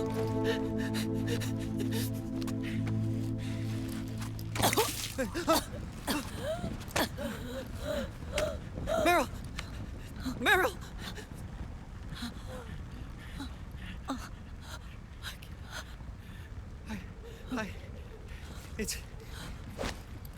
It's not... I mean...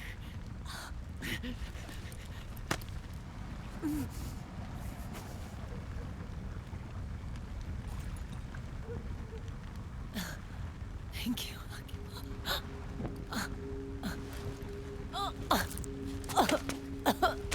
Okay, Meryl?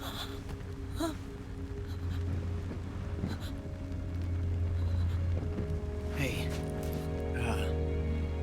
if it's all right, call call me Johnny.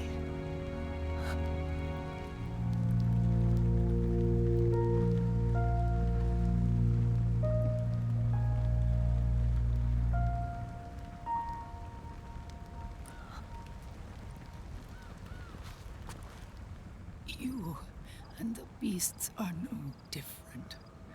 Scorched shadows born to the world. When a beast steps into the light, unless the light is put out, the shadow cannot be erased.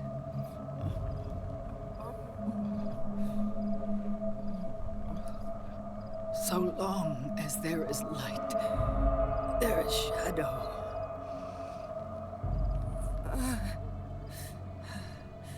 To return everything to normal, the light must be extinguished. And when that happens, you will be too.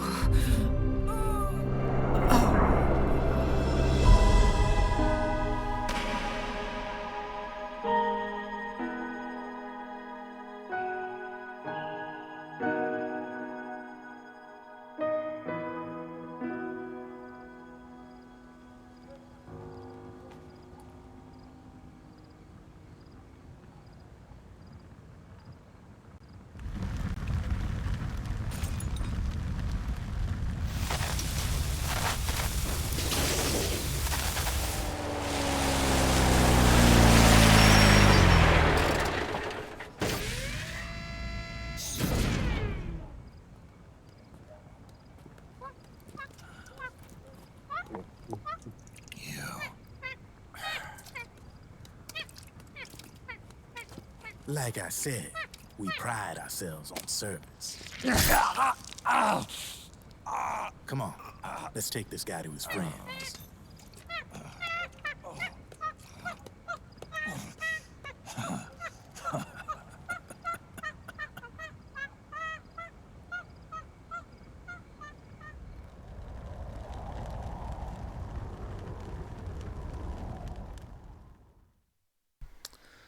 Alright, what a scene. I think it's the second longest cutscene in this game. Yeah, we played it for just about 12 hours.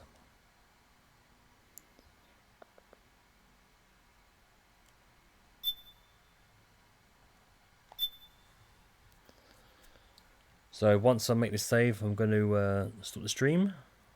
We'll continue this, or if I have enough time tomorrow, then we could probably do Act 4 tomorrow, along with some episodes of... Mine's gone completely blank. Of Road 96, there we go. But thank you all for watching, and like I said, if I have the time, we'll complete Act 4 tomorrow. I don't remember the podcast for this one. I have a feeling I know what they're going to be talking about, but I don't remember listening to it at all. So it's going to be completely new for me. But thank you all for watching. If you have been, have a good rest of your days, and see you on the next one. Take care.